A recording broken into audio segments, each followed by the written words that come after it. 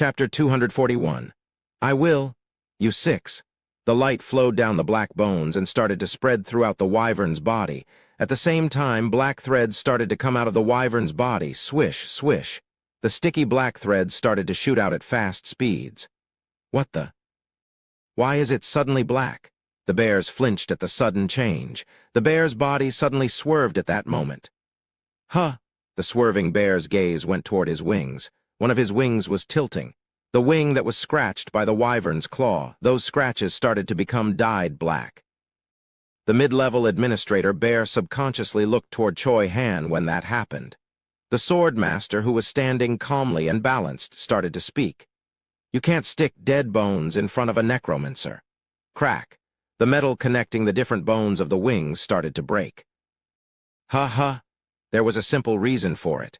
The bones that were connected by the black threads were starting to move on their own.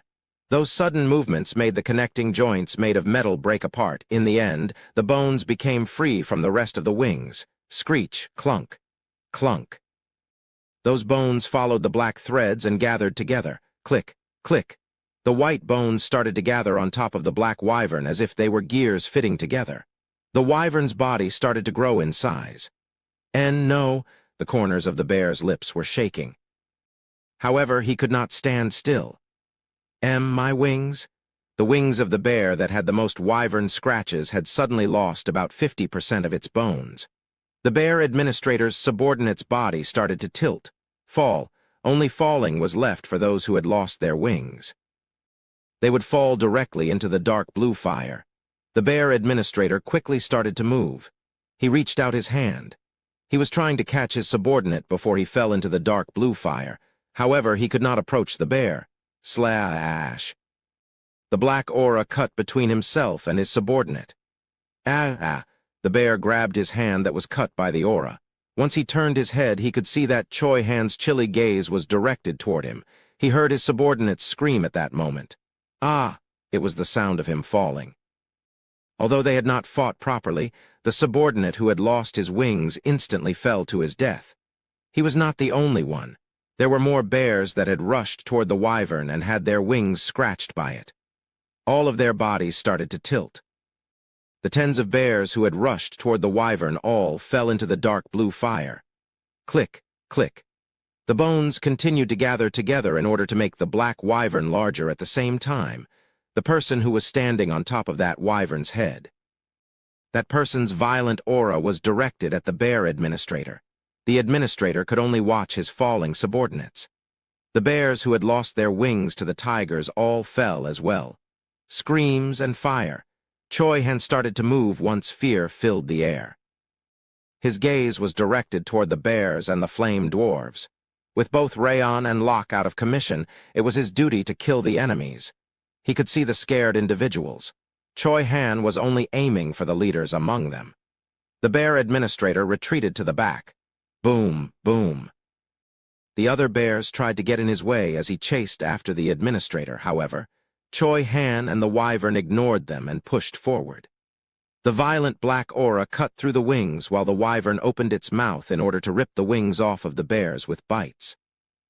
The wyvern that was wearing a white skeleton armor had nothing to fear. Re-eep, another wing was ripped off, and the original owner of the wing fell while screaming. Damn it. The bear administrator could not believe how Choi Han and the wyvern managed to kill all of his subordinates on their way to him. He had flown until he got to where the flame dwarves were gathered together. The frightened flame dwarves could be seen taking out their weapons in fear. Although he would normally curse these cowards who could not even run away, he could not do so right now. The black aura brushed by his side again. He might die. The bear felt a sense of fear. There were no obstacles in the air. That was why there was nowhere to escape when someone was chasing after you. Do I need to go back to the ground? However, the king had given an order. He told them to fight. He told them to persist. But for how long? The bear's mind was currently chaotic. His tribe members and subordinates were falling into the wall of fire, however, he did not want to fall in there himself. Shit, he continued to swear. It was at that moment. He is heading over. He heard the king's message. The bear administrator stopped moving. Choi Han, who was following behind the bear administrator, did not wonder why the bear had suddenly stopped as he swung his sword right away. However, something happened before the black aura could hit the bear. Kahahaha, he's finally here. The bear's dirty laugh stuck to Choi Han's ears. At the same time, Choi Han suddenly got the chills. A sense of danger, in other words, the instincts of a weakling who has met a strong enemy. Choi Han, who realized the identity of this chill, immediately grabbed onto the wyvern's neck and shouted at it. "Return! We need to return! He's here." Choi Han had a good idea about who this bear was respectfully talking about. The wyvern and Choi Han urgently changed directions. They started to fly toward a single direction. Locke, Rayon, and Cal. They were flying toward where the weakest members of their group were currently located. A quiet noise was caught by Choi Han's senses as he cut through the wing in order to head to the ground. Pat. It was the sound of a magic spell being cast. He also felt an existence that caused his instincts to tell him that it was dangerous. Choi Han, who had come down to the center of the pillar of fire, looked up. The dark blue wall of fire. Someone appeared on top of that wall. The dragon half-blood. The man with white gold hair and a pale expression had a smile on his face as he appeared on the battlefield. Cal started to frown after seeing that the dragon half-blood had appeared. Fuck. The reason that he needed to quickly end this battle. The reason that they needed to kill as many of the enemies as possible. Cal Henatus, is it him? He could hear Crown Prince Albaru's voice through the video communication device. Yes, sir, I'm hanging up now. What? Cal ended the call. He then passed the video communication device over to Rosalind and called out some coordinates. Miss Rosalind, please connect it. Young Master Cal, that person Rosalind's expression became serious. As a genius mage, she could feel the strength of the dragon half-blood better than anybody else. Why? It's been a while. It was because the dragon half-blood was not hiding his strength right now. Rosalind was a human who had watched Iruhaben teach Rayon. The unique aura of a dragon that was revealing its presence, the vibration of the mana could be felt from that person. Her lips started to dry up quickly. She heard Cal's voice at that moment. It was extremely clear, as if telling her to snap out of it. Miss Rosalind, hurry. It is our lifeline. Lifeline. Rosalind knew exactly who Cal was trying to call. She started to connect the call with shaking hands. Cal was looking at the dragon half-blood mage that was floating in the air as she did that. The dragon half-blood seemed to be extremely amused. I didn't think you'd prepare such a wall of fire. He felt the strength of a higher being coming from the dark blue fire. He licked his lips and looked down at Cal. He was originally not planning to come here. Those stupid flame dwarves threw a fit about how they would take care of it. However, he had come after receiving an urgent request for help. But he was satisfied after coming here. The wall of fire and a face that he had not seen in a while. A person who was similar to himself. He looked at the person who was similar to him and used amplification magic in order to speak. Wow, you know how to make things like this too, little bro? Little bro. Those words made Cal start to frown. Crazy bastard, when did I ever become your little brother? And why are you saying such a thing so loudly? However, Cal could not respond before slowly starting to move. The wolf boy, Locke, flinched. It was because he saw Cal coming toward him. It was at that moment? No. The dragon half-blood mumbled quietly. The dragon half-blood's quiet voice could not reach the others without amplification magic. However, Locke could see the dragon half-blood pointing with his finger. He was pointing at Locke. No, he was pointing at the bundle of blankets in Locke's arm. Hoo-woo, hoo-woo. The young dragon was still breathing heavily. You're not my little bro. You're just a human. That is the dragon. The dragon half-blood's eyes started to sparkle. He could feel the strength of the plate inside of that small blanket. The vibrations that he was feeling were what happened when a dragon was creating its plate. Although he had only felt half of it, he too had felt it before. The dragon half-blood started to smirk. The first growth phase. He used amplification magic in order to speak again, and his voice echoed throughout the area. However, he was speaking to Cal. What a perfect time to kill him, no? He really wanted to kill it if it was a real dragon.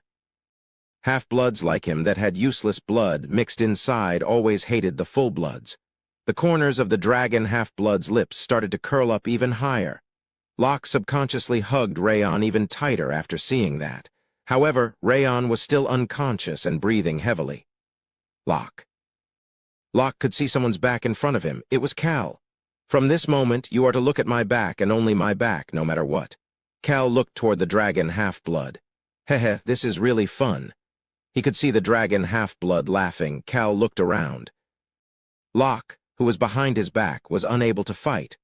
Rosalind had overused her powers to the point that she was bleeding. Mary and Choi Han were fine, but they were not as strong as the dragon half-blood. The tigers were injured as well and were having enough trouble dealing with the bears. That meant that there was only one option left. Cal could see the people approaching him. Young Master Cal. That person is Witira closed her mouth after seeing Cal put his hand on her shoulder. Witira, whales need water in order to go berserk, right? It is impossible with a small amount of water made from magic. Whales were creatures of the ocean. It was only natural that they needed water in order to go berserk, and that the amount of pure water they needed was impossible to fill with magic. Of course, they could create a significant amount of water with magic. However, Witira's expression did not look good after taking a look around.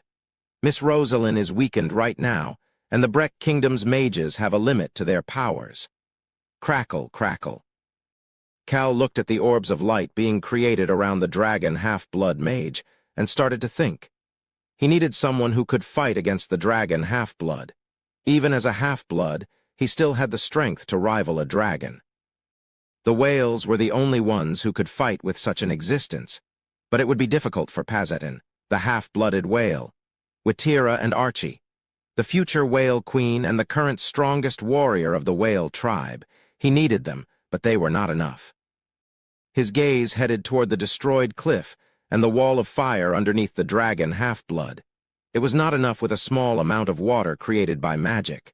In that case, is a tsunami the width of that destroyed cliff and height of the wall of fire enough? Will you be able to go berserk even for just a little bit? A tsunami the height of that wall of fire. Witira thought about the wall of fire that was multiple kilometers long.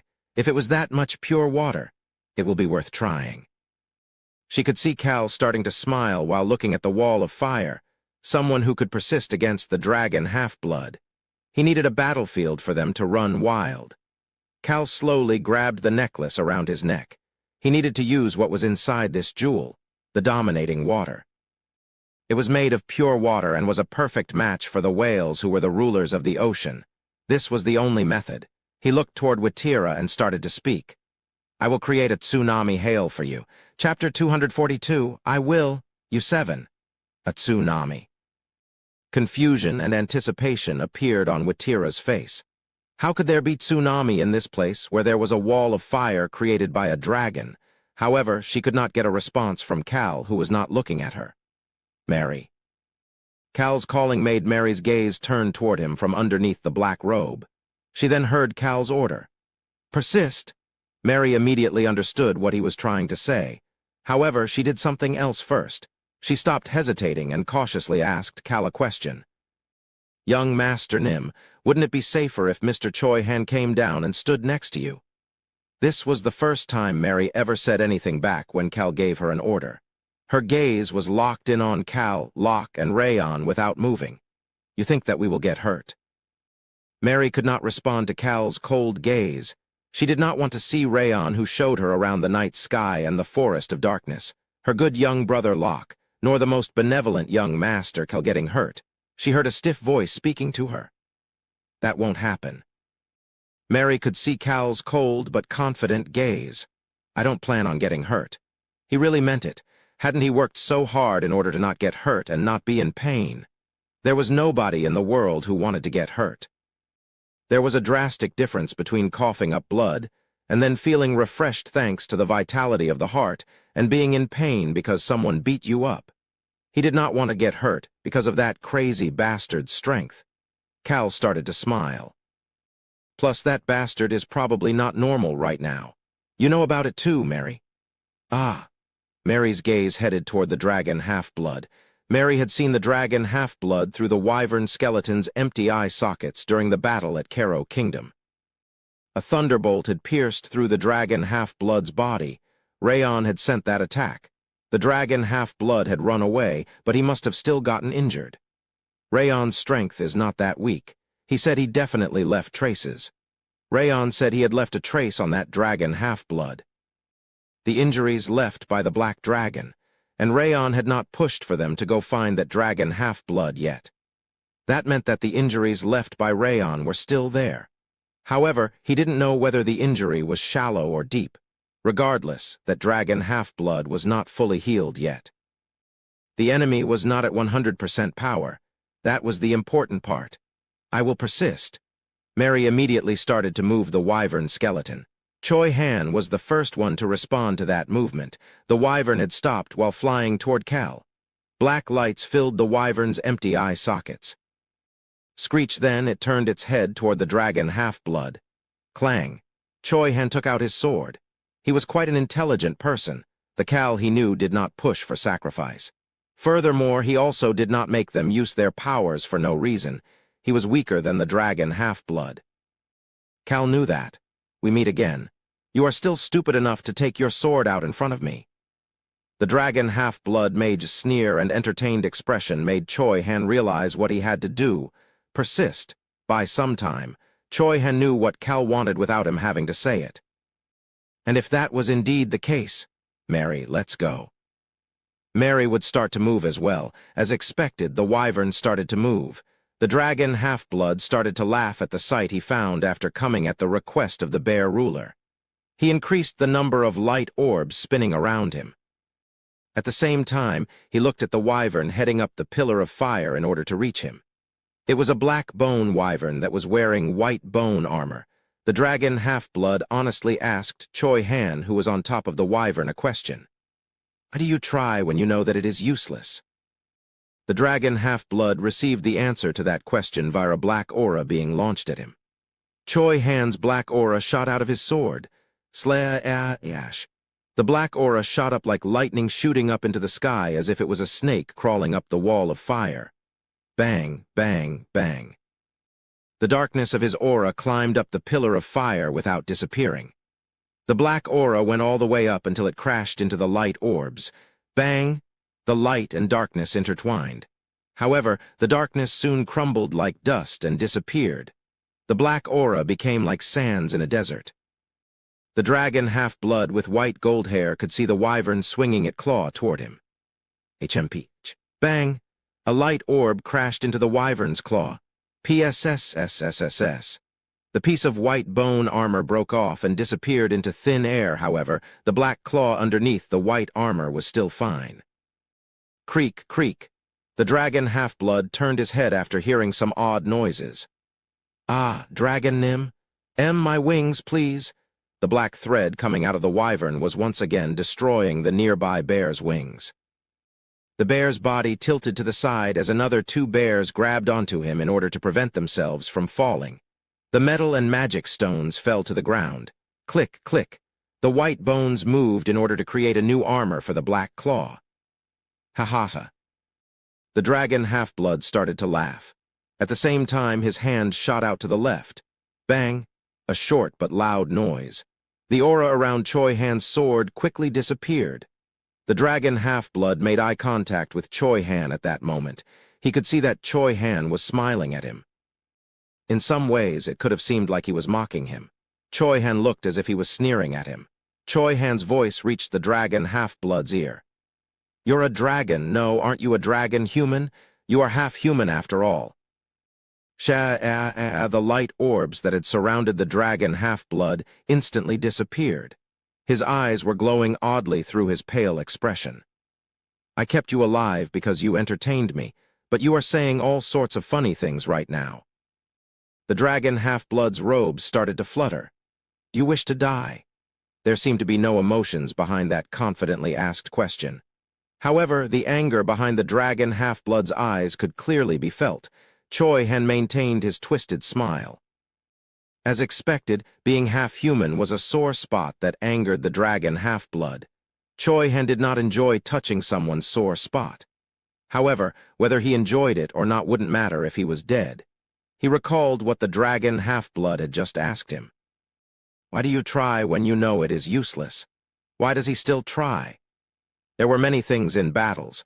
Choi Han had to become witty and use underhanded tactics in order to survive when he was the weakest in the forest of darkness. The only thing that had changed since then was that he was not just protecting himself anymore. That was why Choi Han planned on using these underhanded tactics as much as he needed to do so.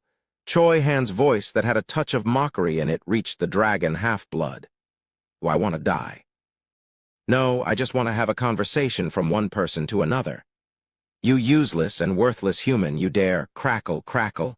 The wind started to roar. At the center of that wind, the light orbs surrounding the dragon half-blood significantly increased in number. I will turn you into dust. The light orbs started to charge toward a single person. Naturally, they were aimed at Choi Han. At the same time, the wyvern's wings started to move quickly. Mary, it starts now. It starts now. The time that they needed to persist starts now. Choi Han stuck close to the wyvern skeleton's back and curled up his body. At the same time, he sent his black aura toward the light orbs without stopping. Escape. Choi Han had done it in the forest of darkness for so long that he lost track of time. Choi Han started to smile while knowing that he was assigned a task that he knew how to do best. The humpback whale beast people Watira, who was watching, started to frown. Light orbs. She could feel the strength of the dragon half-blood. He's almost an adult dragon. How did a dragon half-blood? He's at least gone through 2 growth phases. Watira had lived for over 250 years. She knew a bit about the lives of dragon half-bloods. That was why she expected something to be a bit off about him when she had first heard about the dragon half-blood. However, this dragon half-blood's light was completely pure. Watira Nim, we need to go. She nodded her head at Archie, who was rarely this serious. Archie, the whale tribe's greatest warrior, he could feel the dragon half-blood's strength as much as Watira. However, she did not move even after Archie said, let's go. Instead, she looked toward someone. Cal Henitus. I will create a tsunami for you. Tsunami. This human says he would create a tsunami the size of the giant pillar of fire in front of her. Watira could not believe his words, however. She had no choice but to do so after seeing what happened next. I will create a tsunami for you. Rosalind's expression changed the moment Cal had said that. She continued to take magic stones out of the bag as she raised her voice toward the magic brigade. Everybody, use water magic. Use the largest magic circles possible. We need magic that creates large supplies of water. Large supplies of water. That statement made Watira believe that Rosalind firmly believed in Cal. Nunim. Her younger sibling, Pazetin, approached her and urged her to hurry. Pazetin, hold on. She suddenly stopped moving. Thump. Her heart was beating wildly. She subconsciously closed her eyes. She could feel the beating of her heart. Boom. Boom. Boom. Her heart slowly started to beat faster. She could see an image in the darkness as she stood there with her eyes closed. Water. A large wall of water. The gorge of death did not even have a tiny strand of river water underneath the cliffs. In fact, the current situation was the opposite of a river, with a pillar of fire that was reaching up into the heavens. But she could feel the power of a large amount of water, and it was not just regular water. There was a reason that the whales loved the ocean. Although it might seem fickle, the roaring waves and the splashing water did not even show the whales, who lived a long time, its true self. However, there was one thing it did show. The ocean was strong and dominated over everything. That power of domination. The whales couldn't help but get along with the ocean. The future whale queen suddenly thought of something, the dominating water. Watira opened her eyes once she thought about it. She turned her head at the same time. The dominating water was pricking at her skin. Watira Nim. Wow, shit this. Watira raised her hand in order to shut Archie up. She then started to walk somewhere. At the same time, someone else headed toward the cliff as well. A tall boy with a blanket in his arm followed behind that person. He was moving to a spot a bit away from the pillar of fire. It was a cliff that was still not destroyed. That person was slowly walking there. The blue jewel in the necklace on Cal's neck was slowly glowing bright and brighter. Cal reached both of his hands out at that moment. Are you trying to sacrifice yourself? Looks like I need to eat one more. He heard the super rock and the glutton priestess's voices in his head. He also heard Rosalind's voice by his ear. Young Master Cal, Iruhe Ben Nim is not picking up, so I left him a message. Damn it. Although he was swearing internally, Cal started to smile. Rosalind understood the meaning behind his smile. Everyone activate your magic circles? Her shout that was almost like a scream echoed throughout the area. Tap, tap, tap. A magic stone was placed at the center of the large magic circle. The mages were currently confused with Rosalind's order. Why do we suddenly need to use magic for large supplies of water? Are we trying to put out the wall of fire? Although they were confused, they still followed their leader's orders. Their leader opened up her arms at that moment. Another blood vein popped inside Rosalind's eye. Her eyes were turning bloodshot again. However, the highest-grade magic stones around her made it impossible for her to stop. Uwu-wuong, she could hear a loud noise. That noise was not caused by her magic. It was caused by something that was different than mana. However, it was also a power of nature. It was an ancient power. Boom, boom, boom. Cal could feel his heart beating wilder than ever. However, he ignored it. His plate was not complete yet. However, each of his powers supported each other, with the vitality of the heart and its regeneration abilities preventing them from clashing. Cal chose a method that would put him in a bit of danger. One, it didn't mean that he would get hurt or die. He would just be walking a tightrope. That was similar to his past life, so he was not afraid. Young Master Cal, he could hear Rosalind's voice. It's ready. Everything was ready. It was the moment her voice echoed across the cliffs. See, ch-ch-ch-ch-ch-ch, the sound of water could now be heard. Ah. The mages who were reaching their hands out toward the large magic circle all turned toward the same direction. C-h-h-h-h-h-h-h-h-h-h-h. It was the sound of water. It almost sounded peaceful. However, what they saw in front of them made it difficult for them to breathe. It was shooting up.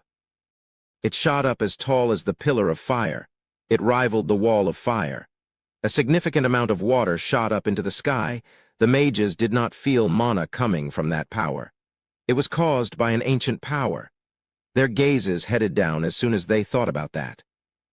They looked toward the person who activated this wall of water that was continuing to grow in size. Commander Cal Henitus. The mages heard a shout as they watched him. Activate the magic circle? It was Rosalind. Uwu-wuo, the magic stones surrounding her slowly started to turn blue.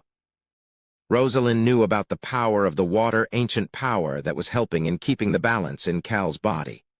They had all heard about it when they went to Iruheben's lair. She also knew that this water was something that could be used up. She had heard that when he put out the fire in the jungle. There was blood coming out of her mouth again, however. Rosalind could not stop since she knew what Cal was trying to do. Drip. Drip. It soon started to rain from above the water wall. It only rained on top of that water wall. Rosalind had created the rain. The rain fell down and wet Cal's clothes. Ugh. There was still black blood dripping out of Cal's mouth. I guess I don't need to eat it yet. It was the voice of the glutton priestess. Cal did not use all of the dominating water. He left a small portion of the third that was remaining in the necklace. I can't let myself die. The water wall was as tall as the wall of fire, however. It was not as wide. This was Cal's current limit. However, even more rain started to fall from above the wall of water. The magic circles had activated. The water wall was next to the wall of fire that the dragon half-blood was currently floating above. The water turned into mist and slowly started to eat up the fire. That water wall would disappear when the water ate up all of the fire. No matter how much it rains, the water wall will eventually end up disappearing. Now it was a fight against time, however. Cal had no plans on wasting that time. He then opened his mouth to speak. Go up. Flick, a large water whip started to climb up the water wall. At the same time, someone rushed past Cal and started to climb up the water as well. I will not waste this opportunity. It was Watira's voice. Cal raised his head. He could see two people easily climbing up the water wall, Watira and Archie. The two whale beast people calmed their wildly beating hearts as they climbed up the water wall. The dominating water slowly started to surround their bodies. The whale tribe's berserk transformation. This was Cal's first time seeing it, with Tira and Archie. Their builds did not change. However, their hands and feet became half-transparent. Water then started to cover up their half-transparent hands and feet.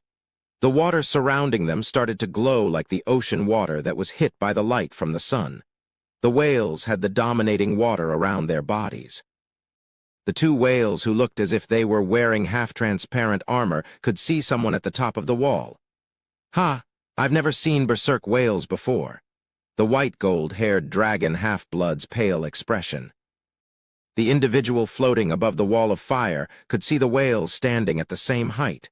However, the whales did not respond to the dragon half-blood.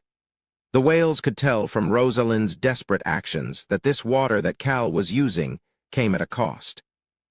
They were certain that this water had even more repercussions than the silver shield. The two whales could see something approaching them. Caw, caw, a crow had come by their side. See a chait. There was a mixture of the sound of rain and water vapor. White fog slowly covered the gorge of death. "Are you sacrificing yourself now?" Cal blinked after hearing the voice in his head. He could see the battlefield. What a damn world. He then opened his mouth to speak. "Fight." The whales heard the order through the crow. The two violent beings covered in water armor started to move. The whales were cutting through the air as if they were swimming in the ocean. Bang! The battle between the whales and the dragon half-blood started with a loud bang. The wolf boy Locke had his eyes focused somewhere else other than the battle. He could see Cal's back that seemed even smaller after getting wet by the rain. Locke subconsciously held Rayon a little tighter. However, the owner of that back, Cal, was paying full attention to the battlefield after giving the order. His gaze was still calm and collected. 1. PR a bit. This is a bit more than a bit. Chapter 243. I will. You 8. However, the others could not see the look in his eyes. All that they could see was how his back was getting wet as he stood there with his arms open in order to maintain the wall of water. "Why, young Master Nim, are you okay?" Cal heard Locke's voice coming from his back. That was why he responded honestly. "Yes, it's better than I expected." It really was better than he had expected. The dominating water. In some aspects, it was his most incomplete ancient power, as it was not something he absorbed. He left only a small portion of it and used the rest. However, he seemed to be fine. "There's also no reason for me to be in pain since I'm not using the shield. It's not bad at all." Cal's condition was getting much better than when he had used the shield earlier. However, Locke started to frown. Better than he had expected. How much pain was he expecting when he used this power? Rosalind, who had cast the magic spell before starting to walk over, could not walk any more as she felt her feet becoming extremely heavy. He says he is fine when he knows that the balance in his body is going to be destroyed. How could he lie like that? Rosalind bit down on her lips. She heard Cal speaking to Locke at that moment. "Don't think about anything else and just focus on your task." The stern voice made Rosalind start walking in the opposite direction. She took a potion out of her pocket and gulped it down. It helped calm the mess inside of her body. She still had things to do. Rosalind's gaze returned to its usual collected expression. Cal felt Locke becoming quiet, so he raised his head back up. See, chach. He could hear noise as the water clashed against the fire and created vapor. It needs to stay up for a while. The water wall needed to last as long as possible. However, that was not easy to do. The water wall was created next to a pillar of fire. The two had no choice but to clash, and unlike fire, nature's law indicated that water would fall from top to bottom. Cal drew an image in his mind and tried to maintain the dominating water in the wall form for as long as possible. However, the water would eventually turn into vapor or fall to the ground. This was something that other people should know as well. Cal thought about the person who would know about this the most as he continued to look up at the sky. A loud explosion happened, as if it was responding to Cal's gaze. Bang! A light orb was destroyed by someone's fist and exploded into pieces. The solid fist that was sparkling in the water was swung past the light orb. "Why, you little?" The dragon half-blood easily cast a shield. Bang! The fist slammed into the shield. At the same time, the owner of the fist smashed his forehead into the shield. Bang! A crack appeared on the shield. Kehehe. The killer whale Archie was laughing with his teeth showing as he made eye contact with the dragon half-blood. Bang, bang, bang. The forehead that was wearing the half-transparent water like a helmet continued to slam into the shield. You crazy bastard. The dragon half-blood could not hide his shock. Why? It was because he was in the air above the wall of fire. That whale bastard had walked over the fire in order to get there. The dragon half-blood created another shield after seeing the crazed look on Archie's face as he sent a small thunderbolt out. You're like an animal. Archie started to laugh at the dragon half-blood's comment. Why are you saying something so obvious? You stupid half-dragon bastard. Whales are half-animals. Half-dragon bastard. The dragon half-blood's gaze changed after hearing that insult. I was going to go easy on you. Why would you go easy on me? What a funny half-dragon bastard, eh? Crumble. He could see Archie breaking through the shield and clenching his teeth. The dragon half-blood's eyes filled with anger and shock as Archie put on his typical jackass smile and casually asked, What is it, you stupid bastard? You scared? You rude barbarian? It was the moment the dragon half-blood expressed his deep anger. Archie could not stop sneering. Barbarian. You dare say such a thing in front of our future whale queen? What? Archie kicked off the ground. There was a reason he could stand above the fire. It was because there were small steps made of water underneath his feet.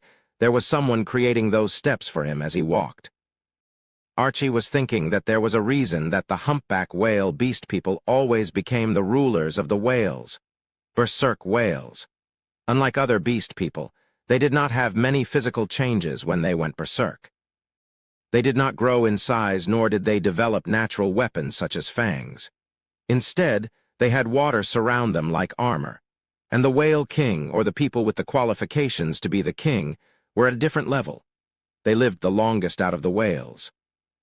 Furthermore, they were born with a natural instinct to rule the ocean. Move. Archie chuckled at those words as he jumped up into the air. He could see a woman as he flipped in the air. Watira had been the one to tell him to move. Wow, our queen seems to be even angrier than I am. Archie could not stop laughing. However, the dragon half-blood's expression changed. You bastards. A small wave created a path underneath Watira as she moved. The pillar of water started to gobble up the pillar of fire. The pillar of water was obediently creating a path for this woman. Who do you think you are to call me a bastard? She held her whip horizontally with a stoic expression. Flick. The whip instantly struck down at the dragon half-blood as if it was a thunderbolt or a large spear, ready to cut the dragon half-blood's blood in half. But the dragon half-blood quickly started to cast a spell with two hands. That whip. He could feel the pure power of water coming from that whip. Furthermore, the dominating power of a ruler made the dragon half-blood's neck cold. Were berserk whales always like this? The whip cut through where the dragon half-blood's head had been. Boom! The whip cut through a portion of the dark blue wall of fire with a loud explosion. The wall of fire seemed to be cut into two halves. What kind of strength? She did that to the wall. The people watching underneath all gasped in shock. However, Watira just looked up with a calm expression as if nothing had happened. She then started to walk toward the air where the rain made by the mages was present. Caw, caw. The crows supported her as she walked. At the same time, a cape appeared over her shoulders. The cape was made from the dominating water. She was connected to the water. As long as it remained that way, nothing else mattered. Her two whips cut through the sky once more. Boom, boom. The thunderbolt clashed against the whip.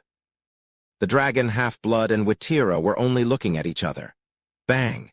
Bang! The thunderbolt and water whips struck at each other over and over again. There was nobody who could approach them right now. The flamed dwarves and bears had retreated from the moment that the dragon half-blood appeared. Archie was standing to the side with his arms crossed, waiting for the right moment to join in. Choi-Han roamed the area as he could not break through the tens of thunderbolts. His expression did not look good. As for Watira, she looked toward the dragon half-blood who was creating the thunderbolts and started to speak. You don't seem to be normal." Witira was standing on the ground made by hundreds of black crows. Her eyes did not miss even the smallest of details about her enemies. "You seem to be hurt." The dragon half-blood could not say anything to Witira. His expression started to turn cold. Hurt. Yes, he was still hurt. It happened during the battle at the Karo Kingdom. The injury from the thunderbolt that had pierced through his stomach was still there. His dry finger brushed by his stomach. Cal Henitus. He had thought that bastard was a dragon half-blood like him. That was why he didn't report it to that damn White Star or boss, or whatever he wants to be called. An injury like this would have instantly been healed if he had reported it to that bastard. However, he had chosen not to erase the remains. It was because he wanted that dragon half-blood to come to find him again. He wanted to keep someone just like him alive and see him over and over again. But that wasn't the case. I let a damn dragon live. The one he had saved, the one he had hidden and protected, was a damn baby dragon. A tiny one that hadn't even gone through its first growth phase. Anger rushed past the dragon half-blood's eyes. It was an extreme level of hatred. "Yes, I am a bit hurt right now." Witira flinched after seeing the dragon half-blood honestly admit his weakness. Seeing the calm and peaceful dragon half-blood made her get the chills. She quickly started to walk. The pillar of water would disappear soon. She needed to tie up the dragon half-blood's arms and legs before then. She started to speak. "Archie." Archie immediately started to move. He stepped on the wall. He rushed toward the dragon half-blood while stepping on the water cape that connected to where Witira was standing. It was at that moment. Witira could see the dragon half-blood start to smile as she was about to flick her whip. Dragons are in a class of their own. The killer whale Archie could see someone rushing past him. Choi Han? Choi Han and the black wyvern were rushing toward the dragon half-blood. Witira could hear the dragon half-blood speak as that happened. Water cannot win against a thunderbolt. It was an issue of elements. Thunderbolts enjoyed battlefields covered in water. The dragon half-blood could see Witira's confident expression as he started to smirk. "I know." Everybody knows about that fact. A fact that everybody knows. Witira, Archie, Choi Han who was rushing forward, and even Cal Henitus. It was a fact that they all knew. That was why Cal had told Witira to fight, but not to win. However, Witira planned to win. She called for someone. Choi Han. She would not have fought to win if it was just regular water. However, it was the dominating water. The dominating water might even be able to dominate thunderbolts. Furthermore, they had something that could defeat light. Even if it was not perfect, it was the most violent power. Why did life forms fear the darkness? It was because it was merciless. She felt the person approach her and started to speak. Her quiet voice only reached Choi Han. "Archie will create a path while I will protect you, Choi Han." Choi Han and Witira made eye contact. Just one chance. "We will only be able to try it once." An incomplete darkness, however. It was not just Choi Han's power that was not complete. The injured enemy was also not perfect. You cannot see completeness nor incompleteness in the darkness. The darkness just needs to absorb everything. Witira did not listen to Choi Han's response. Instead, she reached her hand out toward Archie, who stepped on her shoulder in order to push forward. One of the whips became Archie's feet. "Heh, you think you can win if you attack as a group." The dragon half-blood could not hide his dark smile as he started to cast some spells. Tens of light orbs appeared and shot toward Archie. Clang, clang, clang, clang. The orbs rammed against Archie's water armor. Crackle. Electricity appeared as it overpowered the water. Archie started to frown. This was no joke. As expected, he didn't use his full strength. He had heard about the dragon half-blood's strength from Cal. The strength he had used until now was not comparable to what Cal had described. Archie had thought that it was weird, and it ended up that he had been hiding his real strength. However, that was not of Archie's concern. His role was simply to create a path. Archie shouted out loudly and opened up his arms as he rushed toward the dragon half-blood. The light orbs surrounded his body. However, Archie did not stop. Bowing to someone was more embarrassing than feeling pain. That was the unique nature of the killer whale beast people. Unless they truly respected someone, they would never lower their heads. Although they could lower it once or twice without feeling that way, a killer whale beast person would end up asking for a fight if they didn't really respect someone. The only ones that the killer whales had bowed their heads to were the humpback whales, the only whales that they accepted as ones with the blood of the kings. Bang, bang, bang. Looks like you want to burn to death. The dragon half-blood laughed out loud as he shot a large, light arrow toward Archie. That arrow spiraled as if it was ready to pierce right through Archie's body. Archie did not stop even after seeing the light arrow approaching him. Instead, he started to smile. He's smiling. Archie lowered his head as the dragon half-blood became confused. Archie bowed deeply. It was toward someone that he could bow down to. That person stepped on his back in order to move forward. Thank you. Archie had become a stepping stone for his queen. As Witira kicked off of Archie's back, there was a water whip in her hand that was similar to the light arrow. However, the whip looked more like a large spear or an extremely sharp blade. Witira threw that spear forward. The light arrow and the water spear were rushing toward each other. You think that you can beat me with a simple water spear like this? The light arrow shined even brighter as it crashed into the water spear. A large explosion of light suddenly happened. The dragon half-blood started to smile. He could feel it. He could feel the light arrow overwhelming the water spear. Electricity would soon eat up the water. It was at that moment. See it, the water started to move. No, the large water wall that was made with dominating water started to move. Witira took off the cape of dominating water around her shoulders, which was like a giant water wall. She then threw it toward the dragon half-blood. Now, what are you trying to do? Witira grabbed onto the water spear at the same time. Crackle. Electricity flowed through her body. It was the power inside the light arrow. Her water armor instantly evaporated while her palms started to burn. However, she was someone who already had a lot of injuries on her body. Witira was someone who had an X-shaped scar on her back from experiencing many battles, and to her, her injuries were a source of pride. Those injuries were the reason she was able to save her friends and keep the peace. She was someone who lived with such pride. Witira lifted up the water spear that was crackling with electricity and threw it up. The spear left her hand and accurately flew toward the dragon half-blood who was wrapped up by the water wall. At that moment, the dragon half-blood could feel his own power coming back to attack him. A part of the water wall that was blinding him ripped open. The dragon half-blood's hands were shining with light as it ripped up the dominating water. At the same time, the dragon half-blood found the water spear that was covered in light. Ha, ha, ha. The dragon half-blood laughed as he lifted both of his hands in front of himself. Boom! A loud explosion could be heard. His two hands ran into the spiraling water spear, however, an explosion that was worlds apart from any other explosion that had been heard in the past, filled the gorge of death. Kehehe, hee. The dragon half-blood smiled as he grabbed onto the water spear that stopped right in front of his stomach. His palms were hot. He had not felt pain like this in a long time. However, it could not pierce through his stomach like the small thunderbolt that had given him the greatest amount of pain in the recent past. It was like this in the end. You could not beat something that was in an entirely different class on their own.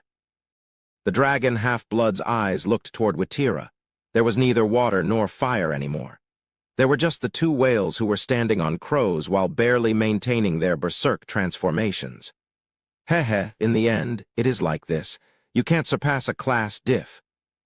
The dragon half-blood's expression suddenly changed as he was speaking. Witira and Archie. It was the moment the two of them smiled. Behind me, behind my back that is still covered by the water wall. The dragon half-blood turned his head around. At the same time, one of his hands headed above the injury at his stomach. Darkness was stealthy. The reason death was compared to darkness was because it was just as quiet and aimed for your back when you weren't expecting it. That stealthy darkness appeared behind the dragon half-blood's back. It then pierced through the enemy's weakness silently and quickly. Ugh! The dragon half-blood lowered his head. He could see a rough hand that was grabbing onto his hand that had been heading toward the injured area. It was a hand that was covered in a black aura that was being burnt by the light. He was not letting go even though his hand was burning. "Why, you stupid human bastard?" "Ugh." Choi Han's other hand had made a dagger out of black aura and pierced through the injury. It had pierced not from the front, but from the back. Choi Han's black aura went straight through the back to the stomach. It went right by the same spot that Rayon's small thunderbolt had gone through. The dragon half-blood could see Choi Han's emotionless face staring at him. Chapter 244, I will. U9. The dragon half-blood raised his head. He could see the confident gaze looking at him. He could see Choi Han, whose expression did not change at all even as the light burned his hand. Choi Han's violent darkness followed the injury Rayon left behind in order to cut through the dragon half-blood's insides. "Ugh, why, you trash." A large light arrow that appeared in the air shot toward Choi Han. Bang! However, that light arrow did not manage to reach Choi Han. A bunch of white bones silently disintegrated instead. Mary's black wyvern had used the armor that was made from white bones in order to prevent the light from reaching Choi Han. The dragon half-blood twisted his body in attempts to throw off Choi Han, who had abandoned the wyvern and stuck to him to hurt him with the black aura. However, Choi Han did not fall off. Crackle, crackle. The dragon half-blood activated light throughout his body. His entire body started to be covered in light. "Ugh, you crazy bastard." However, Choi Han did not hear anything he was saying. All he did was slowly increase the size of the injury as he sent even more darkness into the dragon half-blood's body. The dragon half-blood's eyes started to become red. It was the result of veins popping inside of his eyes. The dragon half-blood clenched his teeth as he felt the higher power run wild inside of his body. The power was incomplete, however. It was still able to run wild because his body was incomplete right now as well. Ugh. Choi Han grunted as his body was flung away from the dragon half-blood. The bone wyvern rushed over to save him. Tap, roll. Choi Han rolled across the bone wyvern's back before stopping with a smile. He had done it. It was not over yet, but he had made it possible to buy more time against the dragon half-blood. He grabbed onto the bone wyvern's backbone with his burnt hands as he slowly stood back up. Huff, huff, huff. He could see the dragon half-blood standing while clenching his stomach, which was dyed black from his aura. Choi Han's darkness, that he placed inside the injury that Rayon caused, would not disappear, no matter how much he surrounded it with light. It violently moved around even within the light as it cut away at the incomplete body of the dragon half-blood. Now the others just had to work together in order to take down that incomplete enemy. Choi Han was certain that it was possible. It was at that moment. "You think this is funny?" Choi Han flinched. He could see the dragon half-blood's bloodshot eyes looking at him. "You dare, a damn human dares. An incomplete existence dares to laugh while looking at me. Crackle, crackle." The light surrounding the dragon half-blood's body started to roar as if they were strong waves during a storm. Blood was dripping from the corner of his mouth. Huff, huff. The dragon half-blood touched his stomach. He could feel intense pain in that area. A damn human and a stupid dragon that had not even completed its first growth phase had made him like this. The two existences that he hated the most made him this way. The dragon half-blood did not fit in with either of his halves. For as long as he could remember, he had been a monster that could not be a part of either community. The deep grudge in his eyes that was hidden underneath the anger started to show itself. That black-haired human and the young dragon that had injured him. He could not forgive the two of them. He could never ever forgive them. "You fucking bastards. You dare to harm me." Crackle, crackle. The dragon half-blood's white gold hair started to stand up as his body became wrapped up in light. Choi had subconsciously clenched both of his hands. He had a bad feeling about this. The injured dragon half-blood looked weaker than ever, however. He had this ominous feeling that he shouldn't attack him right now. It was at that moment. Caw, caw, caw. The crows reacted to Shaman Gashin's orders. They started to send the tigers and whales back to the ground. Actually, to be more specific, the crows ran away to the ground. Choi Han could see the tigers and whales' shocked expressions. One of the crows flew toward Choi Han at that moment. It opened its mouth and started to speak. To the ground, Choi Han, come down. He was certain that it was Cal's order. The wyvern urgently started to descend. It quickly moved as if it was an arrow. Boom, boom, boom. Choi Han's heart was beating wildly. This was a sense of danger. Both the water wall and the pillar of fire had disappeared from the gorge of death. However, the enemies did not cross over the rubble. No, they could not do so. Choi Han turned his head and looked behind him. He could see the dragon half-blood up in the air. He could also see the veins popping out of the dragon half-blood's face and hands. Boom. Choi Han heard Cal's voice as soon as the wyvern landed on the ground. It's going berserk. Berserk. Choi Han became confused and looked toward Cal. Dragons can go berserk? However, Cal did not respond to Choi Han's question and just looked up at the sky. He had sent everyone, including the crows, tigers, and whales, back down to the ground. Boom. Boom. Boom. Cal's heart was beating wildly. Something started to speak in his mind for the first time in a while. A dragon's blood is going wild. It was a profound voice. It was the owner of the dominating aura. It was the person who had told him about the dragon slayer's strength and the relationship it had with the white crown. Cal's heart was beating wildly after hearing that voice, while his mind became complicated as if it wanted to explode. A dragon's blood going wild. That could only mean it was going berserk. Volume 1 of The Birth of a Hero. The story of how Choi Han had met Rayon. Choi Han had killed the berserk young dragon in order to give it peace rather than pain. The novel had said that the dragon had enough strength to blow up an entire mountain, along with the village around it. That young dragon was a 4-year-old dragon who, forget a first growth phase, had not learned anything. However, the dragon half-blood in front of them right now was an extremely strong individual that was incomparable to the Rayon of that time. Kahahaha. All, I will kill you all. I will definitely kill all 3 of you bastards. The veins on the dragon half-blood's face became thicker as he started to become extremely ugly. The black aura in his stomach only continued to grow and hurt him even more as he did that. However, the dragon half-blood did not seem to care at all. His gaze headed toward Cal. He then looked at Choi Han before looking at the existence that was not visible as it was wrapped up in a blanket. His dream was to kill a dragon. He thought that it would be a dream that he would never get to fulfill. However, he was given a chance. Anger and excitement. Those 2 emotions filled the dragon half-blood's body. Bang! Bang! The light orbs around him could not handle the power and crashed into each other before they exploded. The dragon half-blood raised his hands. He was reaching high up into the sky. Numerous light arrows started to appear in the air. They were the same light arrows that tried to destroy the Karo Kingdom's castle Leona. However, this was completely different, as hundreds of light arrows appeared in the sky. Oh my. As a mage, the power of the dragon half-blood made it difficult for Rosalind to breathe. Her hands and feet were shaking. A dragon going berserk.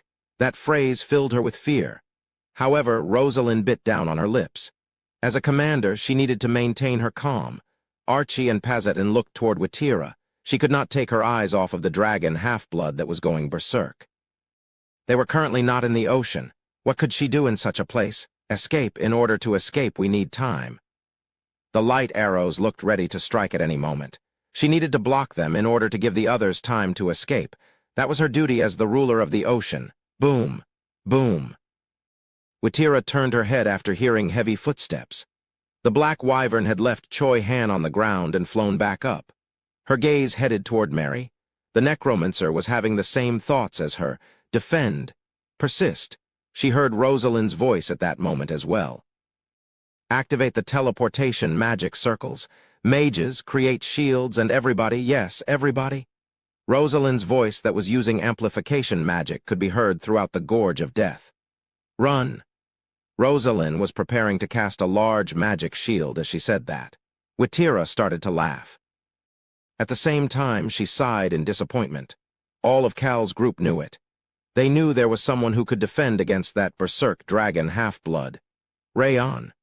Rayon, that young dragon, could at least create a shield, even if he couldn't attack the dragon half-blood.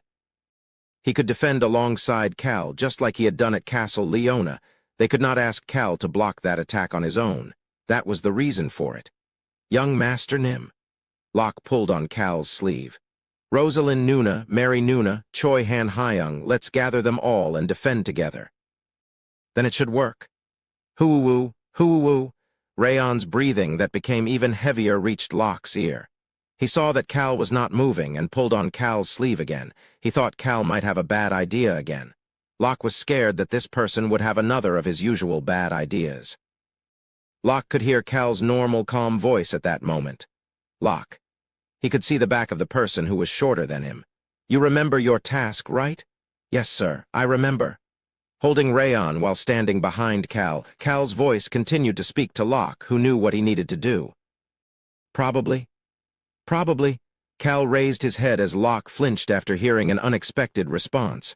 Rumble, it sounded like a large storm was approaching. However, there was not a single black cloud in the sky. In fact, it was too bright. It was so bright that it looked as if the end of the world was coming. Hundreds of thunderbolts were crashing against each other as the sky roared. Heh, never. I will never let you leave here alive, you useless fools. There was a man standing at the center of the thunderbolts. The dragon half-blood slowly lowered his hands that were reaching up to the sky. He could see the people running away. Forget allies and enemies. All he could see were the fools that were running away and the fools who were creating shields and using their powers in order to defend against his attack. He could see something else as well. It was an existence that was different than these fools. The greatest existence in the world, a dragon. He could see the dragon that was wrapped up in a blanket. The dragon half-blood started to smile. I will kill him. That dragon will become useless now. He will become like me. He will become a monster. Or maybe he will face a beautiful death as he will die before he could become a monster. The dragon half-blood started to laugh at the thoughts filling his mind. Even after death, everything else would be better than his life. He was the most pitiful being in the world. Ka-ha-ha-ha-ha-ha. All of you will die. The light shot down as he lowered his hands. Hundreds of thunderbolts were rushing toward the ground. Young Master Nim, Locke called to Cal. At that moment, a large shield appeared in order to block the thunderbolts. It was Rosalind's shield. There was also someone standing in front of that shield. Screech the black bone wyvern quietly opened up its wings. Locke could see Cal through that chaos. Cal was looking around. There were soldiers and knights who were running away, his group who stood their ground, and Choi Han who was standing in front of him.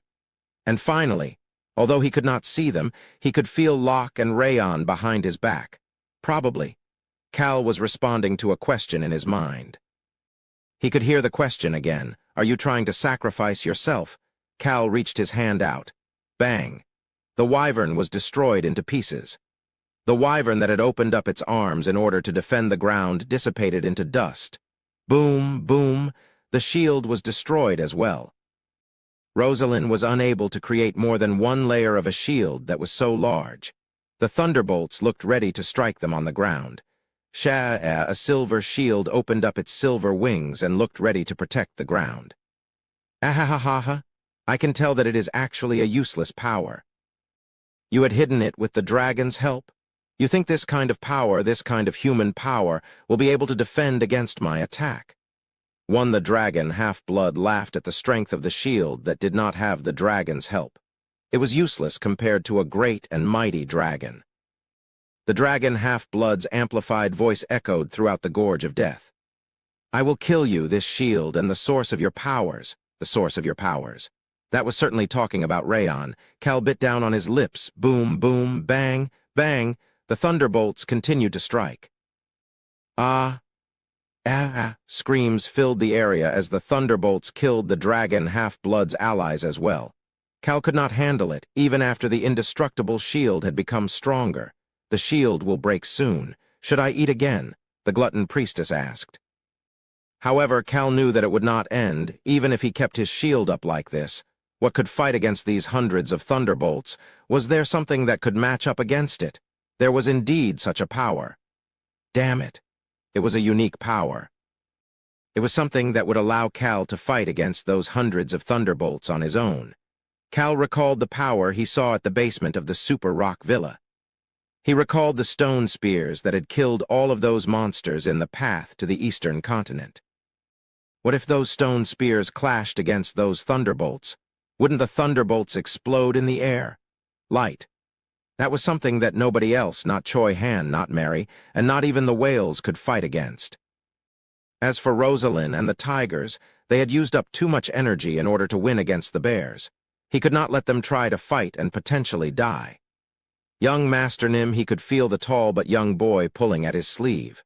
Cal Nim, blood, stop, please stop and run. It was Choi Han's voice. Hoo-woo, hoo-woo. Rayon's breathing was becoming even rougher.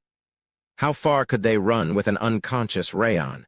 Would they be able to last until Iruhaben arrived? Would it be possible, even though that bastard's light attribute made him specialize in fast movements as well? Cal thought about the vitality of the heart. It still existed even though it was eaten up by the shield. Cal would not easily die thanks to that power. He would heal quickly even if he was in pain. Choi Han. Yes, Cal Nim? Step behind me. Excuse me. Cal walked past Choi Han, who was not moving. He could feel Locke and Rayon in his arms following behind him.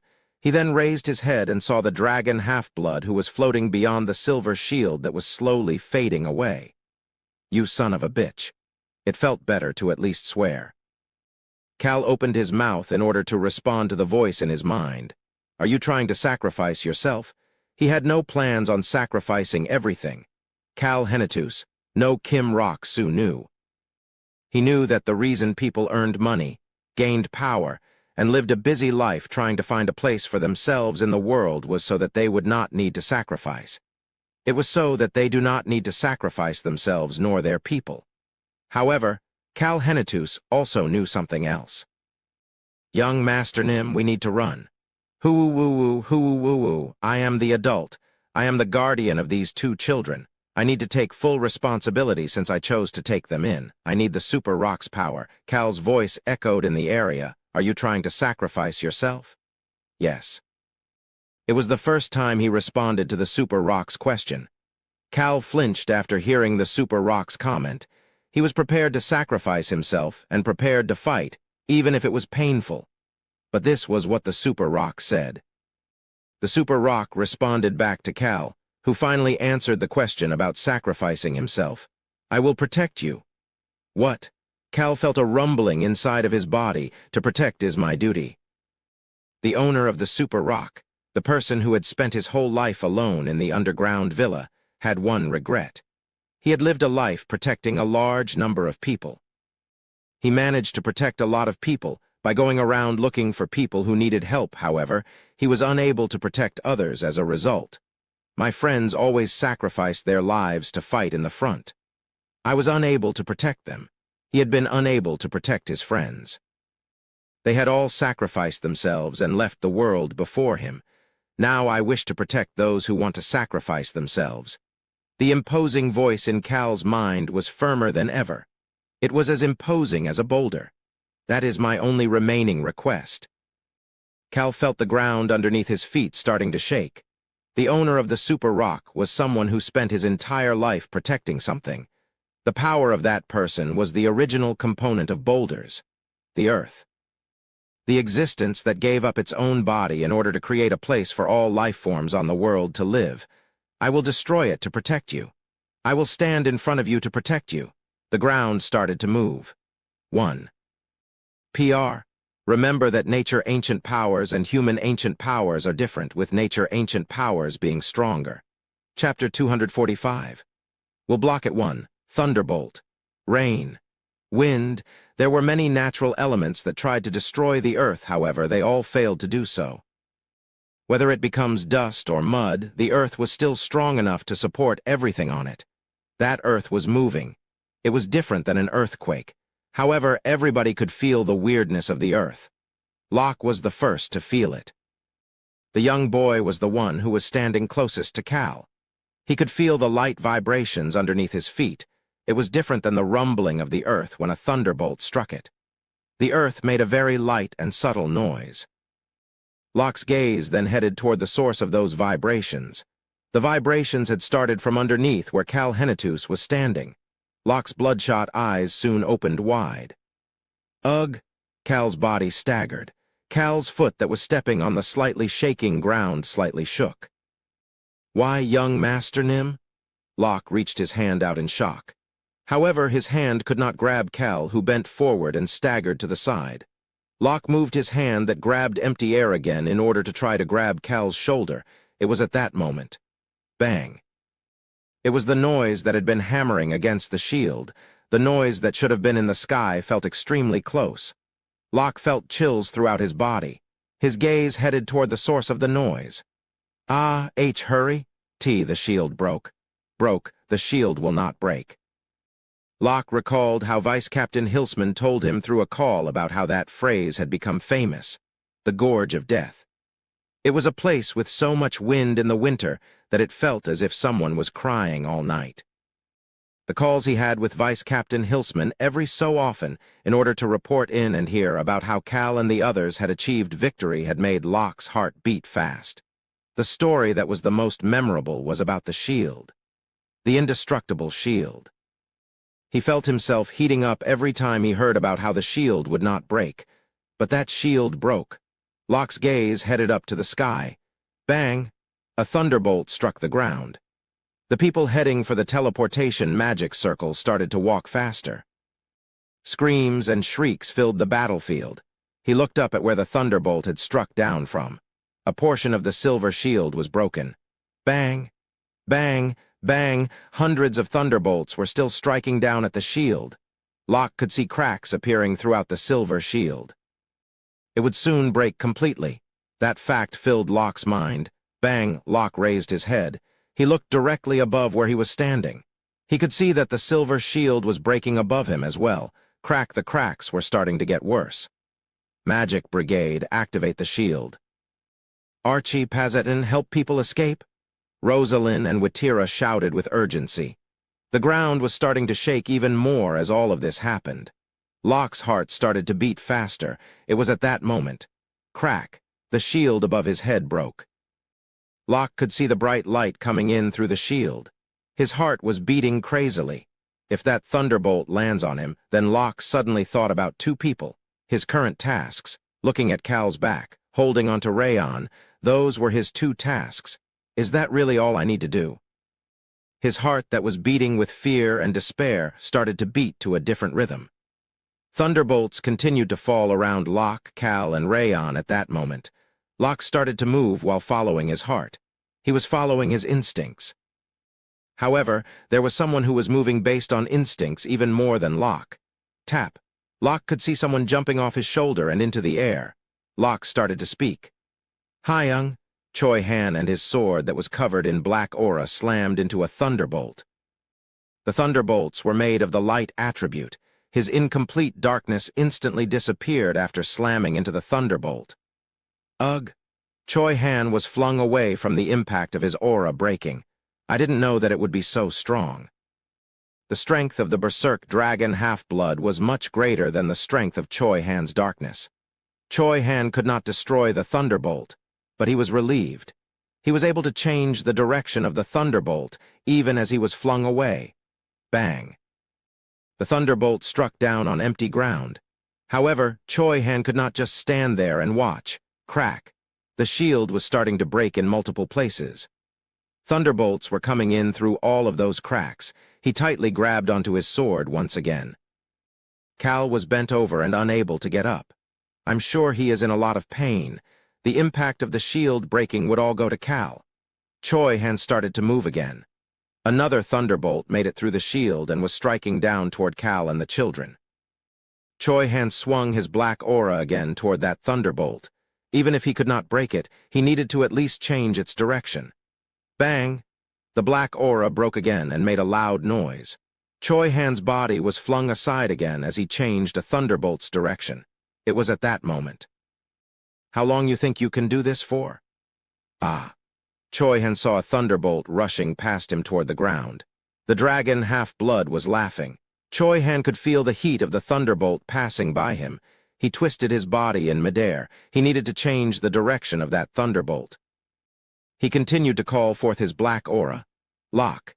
He could see his younger brother, who was frozen stiff after seeing the thunderbolt. Run! Veins were visible on Choi Han's face as he shouted. However, Choi Han's eyes became large at that moment. Locke did not run away. Locke had not been frozen stiff after seeing the thunderbolt. He was just unable to move as he was watching Choi Han. Seeing his Hyung Nim fighting against the thunderbolts without any hesitation was making his heart pound. His heart that was covered in fear and despair was slowly being broken down by Choi Han's sword. Boom! Boom! Boom! His heart was beating like crazy. The blood pumping out of his heart was the blood of a wolf. His animalistic instincts were beating on his body. And finally, it was the moment he saw the laughing dragon half-blood and the thunderbolt heading their way. Boom! The wolf's heart broke through the chains called fear and despair. At the same time, the human Locke thought about a few things. One, my task is. The young boy starting to think about what he needed to do instead of Cal's orders. His will that had been sleeping deep in his mind was telling him what he needed to do. My tasks. I must protect. He could see Choi Han and Mary's wyverns. He could also see the thunderbolt. However, Locke turned away from the thunderbolt. His body then instantly grabbed the bent-over Cal. He then used his body in order to hide Rayon and Cal from the thunderbolt. Our family cannot get hurt. His instincts as a wolf and his thoughts as a human were the same right now. It was at that moment, his body that had chosen us over me started to change. Ugh! Locke's internal organs started to vibrate like the ground underneath him. My task is. That was the only thought on Locke's mind as the young boy's skinny body started to change. Choi Han could clearly see what was going on. Even others from Cal's group who were rushing over had their eyes wide open. Choi Han, who knew about Locke's current condition, started to speak. His berserk transformation, the skinny body started to quickly become firm. His body was changing extremely quickly compared to the first time he went berserk. Locke grew taller, and his skinny body was starting to become muscular. At the same time, sharp claws grew out of his hands and feet. The fur of the blue wolf tribe turned dark blue when they went berserk. The fur that covered Locke's body during the first berserk transformation had been dark blue as well. However, something happened the moment Locke's body grew larger than the last time he went berserk, when it became even larger than the tigers when they went berserk. This. The shaman Gashan was shocked at Locke's size, as well as the color of the fur covering Locke's body. It was not dark blue fur. It was shining. Locke's gray hair was starting to shine. It turned into silver hair that continued to grow out as silver fur covered his body. There was also a hint of blue in the silver fur. The blue wolf tribe. He had gotten rid of his dark blue fur that resembled the night and replaced it with silver fur with a blue hue that resembled the early morning. Locke was able to go berserk in this new transformation because he had thrown himself away. However, he did not look at his body.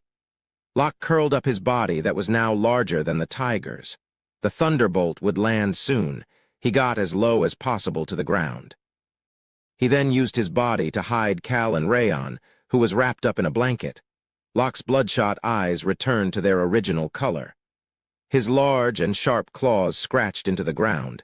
It was so that he would not run away. His pupils that had returned to normal seemed to be happy. I found it. I finally found what I have to do. Locke saw Cal slowly raise his head and started to smile. This was the only kind of thing he had seen and learned. The adults of his tribe had died in order to protect the children, while his uncle, the chief, had told him to hide. Then there were Choi Han and Rosalind who saved him, as well as Cal, whom he met later. This was all he had seen while being around all of them. That was why Locke smiled at Cal, who was looking at him with a frown. It's okay, young Master Nim. It's just a thunderbolt. He had a sense of confidence and certainty. I am strong. I can do this. Locke, he could see Cal still frowning. At the same time, he could also see Cal's body that was covered in blood. He found it funny that Cal responded like this to someone else sacrificing themselves when he had no issues sacrificing himself. It's oh no. Locke flinched at Cal's annoyed tone. Although his face now looked violent, the innocent eyes of the young boy started to shake. At the same time, his more sensitive intuition realized a change. Huh! He felt a different strong power at his back other than the thunderbolt. It was the moment he realized that. Locke could see Cal holding the bundle of blankets with one hand while pushing his face away with the other. He could hear Cal's calm voice. Move over a bit. Excuse me? Locke's cheek was pushed to the side by Cal's hand. At that moment, Locke could hear a loud explosion right above him. Bang! Locke was able to see the explosion because his face had turned. His mouth opened wide for a different reason than before. Drip. Drip. Something was falling from the sky and hitting his large body before falling onto the ground. Stones. Stones were falling to the ground. Locke could see a large stone spear crashing into the thunderbolt. The thunderbolt had exploded in the air after being hit by the stone spear. Children grow up so fast. Locke could see Cal patting him on the head as he stood up. That made Locke think about when the ground started to shake. It was when the shield had become weaker. That was when the earth started to shake. Perhaps, maybe the reason the ground started to shake is because of... However, Locke could not ask Cal that question. A noise that was not the sound of things exploding caught people's attention. Everyone quickly looked toward the source of that noise. Then they had to see an unbelievable sight. The earth was moving. No, to be more specific, the broken pieces of the Gorge of Death were fluctuating. It was the spot that was covered in debris after the cliffs were destroyed. Something started to rise up from there one by one. This is the thunderbolts of the berserk dragon half-blood stopped for a moment. His bloodshot eyes observed what was going on. There were so many thunderbolts that they covered the sky. There were large things moving toward the thunderbolts. They looked as if they were meteorites shooting up toward the sky. The earth and the stones started to turn to tens and then hundreds of spears. The sharp points of the spears were pointed accurately at the thunderbolts. P-wahaha, you've been hiding a power like this? Huh. The dragon half-blood laughed like a maniac before glaring at someone while coughing up blood. The spears were aiming for the thunderbolts with that person at the center. The stone spears shot out of the ground as if they were shot by a guardian knight protecting that person. The dragon half-blood's face as he looked at that person, Cal Henitus, was frowning so much that the veins on his face looked ready to pop out at any moment. Even Cal's group stopped walking. Locke, who was next to Cal, was at a loss for words as he stood there as well. However, there was someone else who was speechless right now. Wow, what the hell, Cal Henitus. He felt his body becoming better as well as his hungry stomach but could not say anything. The super rock seems to be too strong. Is this really okay? Cal was getting nervous. However, the corners of his lips started to twitch and rise. Hoo-woo, hoo-woo. He could feel Rayon's temperature going up. The growing pains seemed to be getting worse. Cal looked toward the dragon half-blood who was going off about how he was going to kill Cal and Rayon. The rumbling of the earth stopped at that moment. Cal felt that his plate had grown. His body's plate had grown as soon as he had used the super rock's power. Furthermore, Cal felt something becoming warmer in his pocket, similar to Rayon who was in his arms. He heard the super rock's voice in his mind at that moment. Do not sacrifice yourself. Uwuwuwang Cal felt the item vibrating in his pocket as he looked toward the dragon half-blood. Yes, he looked toward the crazy bastard who was laughing while looking at him. Who did you say you were going to kill? Cal stomped on the ground. Boom. The ground shook the moment his feet stomped down. Go! The stone spears started to move. The hundreds of spears created by the earth aimed toward the sky. 1. Author puts human to describe Locke here. Maybe he is talking about being in human form. Chapter 246. We'll block it too. Hundreds of stone spears appeared from the earth and shot toward the sky. They were following Cal's will and the will of their previous owner as they headed toward the light. Where did these stones? The bears could not hide their shock after seeing the stone spears heading into the sky. The boulders in the Gorge of Death, the smaller rocks from the broken debris, and even the rocks that had broken down into small particles. All of those had gathered together in order to become those spears. They became the sharpest and sturdiest weapon to destroy the enemy and aimed for their necks. The dragon half-blood started to laugh while looking at the hundreds of sharp spears that were pointed at him. Yes, yes. My life has always been full of thorns like this. Ka-ha-ha-ha-ha. Everything was becoming jumbled in the dragon half-blood's eyes, however. He could feel the sharp stone spears that were pointing at him, as well as the red-haired man and the dragon in his arms. He could also feel this damned power of light that he had gotten from his father. The dragon half-blood had a twisted smile on his face. The corners of the lips that were as ugly as the veins popping out of his face were full of anger and jealousy. I could not grow up like that. The bastard that was supposedly his father made him grow up in a cave without being able to see any light. He claimed that was the only way for his thirst for light to grow in order to receive a destructive light power. He had never forgotten about the chilliness he felt crawling up the cave ground to his body. He could only see the world after going through his first growth phase. After having gone through something like that, he hated all dragons, including the dragon in Cal's arms, so much that it was driving him crazy. His eyes rolled back.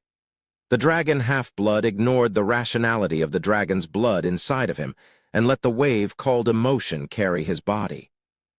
His internal organs were roaring as if they were swept up by a tsunami. Ugh. Heh, ugh. The darkness left behind by that damned human bastard was still eating away at his body. The berserk dragon half-blood had to get rid of this anger and sense of unfairness. Go. Spears, swords, I don't care, destroy them all. Crackle. Crack. Crackle. Many strands of light flashed before slowly heading back down to the ground. The stone spears rushed to meet these strands of light in midair. It was the moment that the extremely bright lights and the sturdy stone spears were about to hit each other. Cal started to speak. Prepare to attack. His voice filled the area. The strong and confident voice made the people running away stop. Magic brigades, activate magic shields. Soldiers and knights, open up your shields and create a circle in order to reduce the aftershock of the explosion as much as possible. Cal's gaze headed toward a different direction. This was where his group was standing. His gaze stopped at the warriors. The whales, tigers, Rosalind, Locke, and Choi Han. An individual going berserk like this will end up dying without being able to control their strength. This type of going berserk was one that gave you power beyond your limits in return for your life. All that would be left for the dragon half-blood as time went on would be his death. That was why they had originally chosen to run and let time go by. Although the Gorge of Death would be destroyed, and the people who weren't fast enough would end up dead, they had no choice. However, Cal was speaking as if they were going to block it. Everyone's gaze was focused on Cal such that they did not see the video communication device in Cal's hand. Beep, beep, the sound that signaled an emergency call echoed in the area. There was only one person who would contact Cal through this video communication device right now. Alberu Crossman. The Crown Prince had finished his preparations. It was almost too late. Thankfully, it was right on time. Cal threw the video communication device to Rosalind. Rosalind caught it in confusion and quickly connected the call. Cal started to speak again as she did that. I will block those strands of lights. Block. That word made Choi Han bite down on his lips and clench his fists. Is this how it is going to be in the end? Did they just have to wait for the dragon half-blood to die while Cal held on? However, Choi Han stopped biting on his lips after hearing Alberu's voice. It is prepared. Cal gave an order as soon as he heard Alberu Crossman's voice. It was their task while he blocked those strands of light. Bring him down. He then looked toward the video communication device and continued to speak. Your Highness, let's get started. A reaction came up from the enemy formation as soon as Cal finished speaking. Ah, what the hell are you doing? Ugh, why are you attacking us? They could hear screams coming from the other side of the Gorge of Death. It was not because of the dragon half-blood's thunderbolts. Choi Han raised his head. They would crash soon. The slowly moving forces would crash in the air. Why, you Perun bastards? Are you betraying us? The Bear Tribe's angry shouts and the Indomitable Alliance's screams could be heard. Cal started to smile. Alberu's voice could be heard as well. It is wonderful to stab the enemy in the back. The Perun Kingdom's swords were striking the Indomitable Alliance right now. Cal, Alberu, and Clope Seca. They had not thought about just running away once the dragon half-blood appeared. The way to defeat a strong enemy was to create the smallest of openings, the indomitable alliance. Something that was scarier than the berserk dragon half-blood appeared for the indomitable alliance. It was the sword stabbing them from the back. The Perun Kingdom, the land of knights. Their knights and soldiers were strong. Flap, flap. A different flag started to rise in place of the flag of the indomitable alliance. "You crazy bastards! You are betraying us at a time like this?" The members of the indomitable alliance started to shout in anger. They were using the moment that the dragon half-blood was going berserk and attacking everyone regardless of ally or enemy to try to kill them. They were infuriated at the mercilessness of the Perun Kingdom. Flap, flap. However, the Perun Kingdom's knights who raised up the Perun Kingdom's flag just quietly showed through their actions. It was because it was a moment like this that they were betraying them.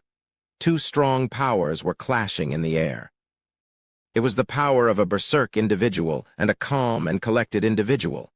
Naturally, it made sense to fall in line behind the calm and collected one. The still calm and collected individual, Cal, started to shout. "We will definitely win this battle." His voice echoed throughout the Breck Kingdom's formations. His shout for victory was still full of confidence. The soldiers in formation could feel their hearts beating fast. The enemy was in a state of chaos, and two strong powers were about to clash in the air. However, for some odd reason, the word victory became etched in their hearts. "Activate the magic shields. Hold up your shield and crouch down," the mages and knights were shouting.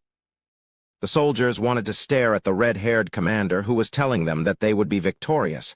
However, they knew that they needed to do their respective tasks. Then it happened. The stone spears and thunderbolts finally slammed into each other. Boom.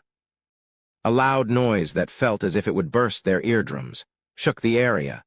The stone spears that slammed into the thunderbolts started to break. At the same time, the thunderbolts started to explode as well. Explosions of light that looked like fireworks continued to go off. However, it was not beautiful at all. "I told you I'm okay." "No." Cal sighed after seeing the large body that was standing in front of him in order to protect him from the explosion. However, Locke did not budge, even after hearing the sigh as he stood in front of Cal and Rayon. This was his task. Locke raised his head and looked up at the sky. He could see the others taking care of their respective tasks as well. He could see people flying toward those brightly exploding lights. A thin red magic thread was sending them up into the air. Rosalind was using magic spells again. He then looked toward one of the people flying with the red magic spell. Clang, clang, clang. The broken pieces of rubble slammed against his body. They brushed by his face and left scratches, however. Choi Han was only looking up. The stone spears had blocked the thunderbolts. No, they had destroyed them. Choi Han used Rosalind's magic and the breaking stone spears to continue to move higher up into the air. He was clear about what he needed to do. Clang. He took out his sword. Choi Han and the dragon half-blood made eye contact. Both of them had to spend tens of years in darkness. A dark cave and the forest of darkness. They both had to grow from within the darkness. The dragon half-blood's monstrous appearance caught Choi Han's attention. The originally white gold hair was being dyed black. The dragon half-blood's hair and eyes returned to their original color that he had been using magic to dye white gold. Cough, ugh, I'm not done yet. The dragon half-blood's pupils started to become cloudy. Everything was in pain from going berserk. However, the dragon half-blood did not stop using his powers. Thunderbolts appeared in his palms again. They then headed toward the bastard who was coming up to him. Die. Those rays of light were shot toward Choi Han, however. Choi Han did not even move his sword as he stared at those thunderbolts. Uwuwang. Instead, he activated his black aura. He continued to channel his incomplete darkness into his sword. He then only looked straight forward at the dragon half-blood as he pushed on. It was because he had faith. Choi Han was not afraid of those thunderbolts headed to him. Bang, bang, a whip slammed into those two thunderbolts. The tip of the water whip shook before breaking apart. However, the thunderbolt had changed directions. Witira was creating a path for Choi Han. At the same time, a stone spear destroyed the thunderbolt that had changed directions. Choi Han could see the back of a white-haired man in front of him. He stepped onto that man's shoulder. He used that shoulder as a stepping stone to keep moving forward. Archie's two hands became Choi Han's last stepping stone as Archie used all of his strength to send Choi Han flying up. "Fire!" Archie shouted. Choi Han lifted his hand that was holding the sword above his head. The sword had turned into what seemed to be a black spear after being infused with the black aura over and over again. Choi Han remembered when he had received this sword from Cal at the battle at the Hennetus territory. "Use all of your strength. It is your history that you will write here." "I trust you." Choi Han smiled as a black bird flew by him. What is this crow? Such a worthless existence dares to? Get off." Multiple crows covered up the dragon half-blood's face. It was the moment that the tiger shaman Gashan had covered up the dragon half-blood's sight. Choi Han's darkness became a spear that was sent flying toward the dragon half-blood. However, the dragon half-blood did not miss the power that was aiming for him. He could feel the higher power approaching him. It would really be the end for him if it touched his currently twisted body. There was no way that he would not know this, even while in a berserk state. The dragon half-blood started to move his arms.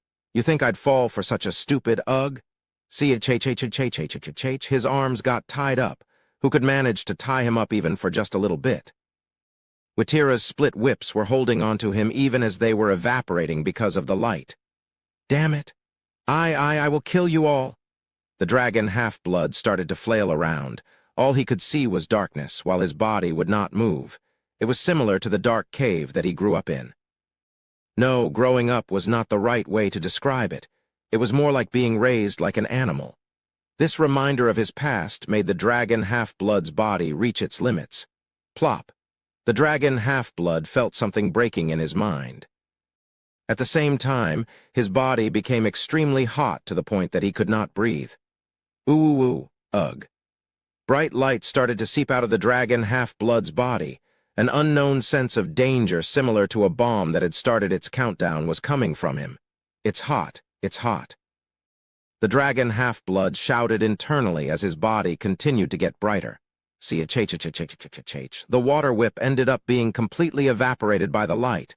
"Everybody run!" Witira shouted as soon as her whip was destroyed. It was burned away by the light. He is going to explode.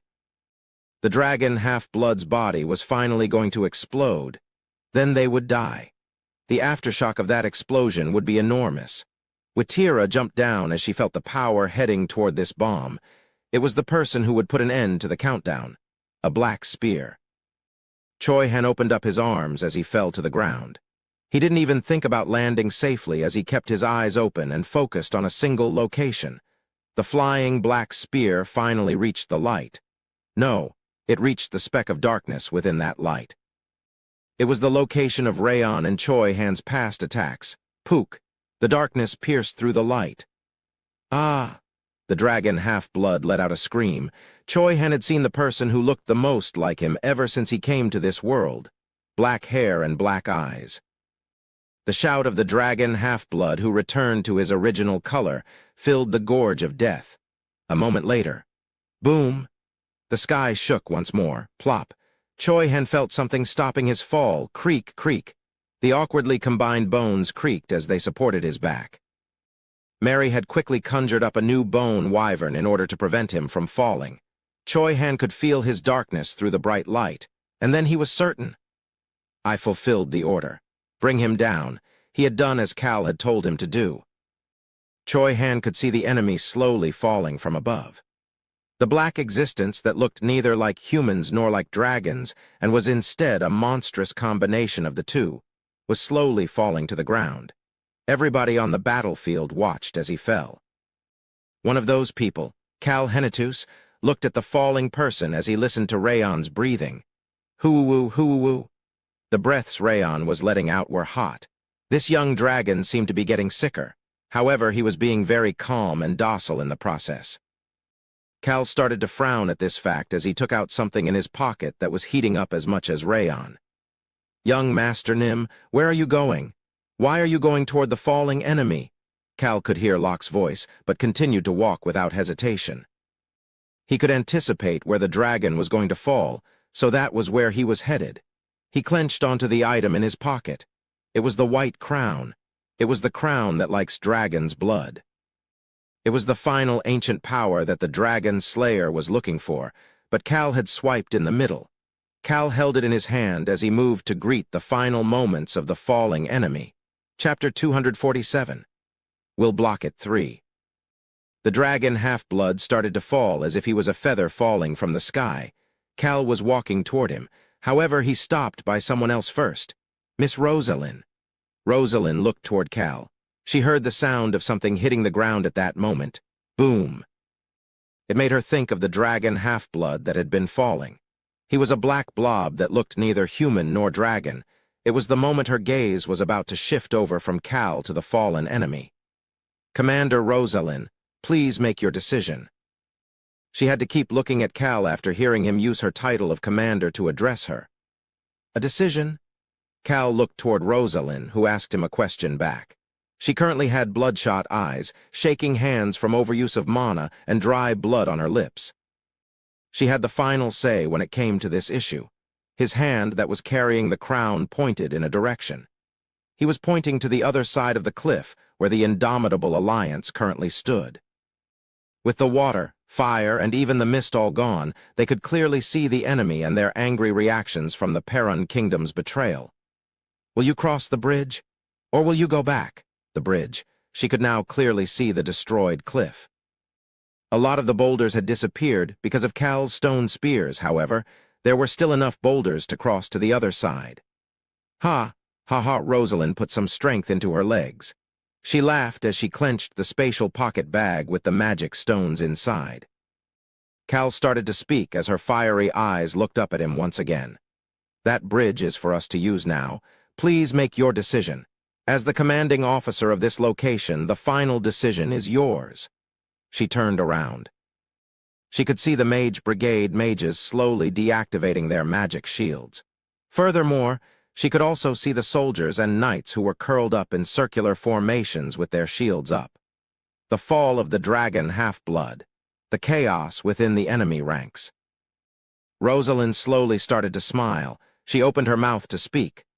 Knights and soldiers, fix up your formations. Mage Brigades 2, 3, and 4 prepare attack magic right away. The Gorge of Death split up the Breck Kingdom and the Askasen Kingdom. The Breck Kingdom's side started to get excited after hearing her tell them to fix up their formations and prepare for battle. What lay beyond the berserk enemy? Rosalind shouted out loud. We will cross the border and destroy the enemies. Rosalind naturally chose to cross the bridge after Cal gave her the power to decide. She also chose something else. I will create the bridge. Mage Brigade 1 will support me. There was too much debris for the soldiers and knights on horses to get across safely. Rosalind had made up her mind to spread dirt in order to cover up the uneven ground. I always think about things later after looking at young Master Cal. The fire, water, and even the dirt were all things she thought about after hearing Cal speak. She needed to move quickly as she had already wasted time by not thinking about it right away. Rosalind immediately clutched a highest-grade magic stone. Someone made a comment as they walked past her. Do not overdo it. Your body is something you need to protect. Rosalind let out a laugh. It was because Cal Henitus was the one who said that to her. She couldn't help but laugh as the person who took care of themselves the least was the one to tell her to take care of herself. She hesitated for a moment before asking the person walking away from her a question. Are you still okay? Shield, water, and earth. Was his body okay after using all of those ancient powers? It was possible that his body was like a magic bomb right now. I am okay. I make sure to take good care of my own body. Liar. She wanted to say that out loud, but held herself back. She heard Cal's voice instead. Mary. Yes, young Master Nim. Use the bones to give them support when they make the bridge. Mary still had a spatial pocket bag with all of the bones gathered from the Forest of Darkness. Cal was telling her to use some of those bones as he gave an order to the others as well. The Roan Kingdom's forces will give priority to the Breck Kingdom's commander's orders. The knights will fix up their formations, while the mage brigades will follow Commander Rosalind's orders. The Roan Kingdom's forces, the Breck Kingdom's forces, and Rosalind. They were all aiming for the enemy's necks in their state of chaos. At the same time, nobody was looking at the fallen enemy who had been the strongest member of the enemy coalition. This was the case for Rosalind as well. It was because she saw Choi Han, Watira, and Gashin following behind Cal. She did not need to worry about Cal's safety nor possibility of the fallen enemy running away if those three were with him. Rosalind smiled toward the rest of the group who were heading toward her. Locke, the Tigers, Mary, Pazetin, and Archie. She had nothing to worry about with all of them by her side as well. Ooh, she started to channel her mana again. The vibration from it reached Cal as well. Rosalind really is amazing. There was a reason that she would go on to become the tower master of a magic tower in the future. She was able to remain energetic even after using high-level magic that reaches the limits of human potential multiple times. She was still getting stronger. Scary people. Cal was at a loss for words after seeing Choi Han, Watira, and Gashin all being injured and covered in blood, but still looking fine. It's as if they all have the vitality of the heart. Cal hid his feelings by putting on a stoic expression as he approached the dragon half-blood. The three people standing around him as if they were his bodyguards could not say anything after seeing the stoic expression on his face.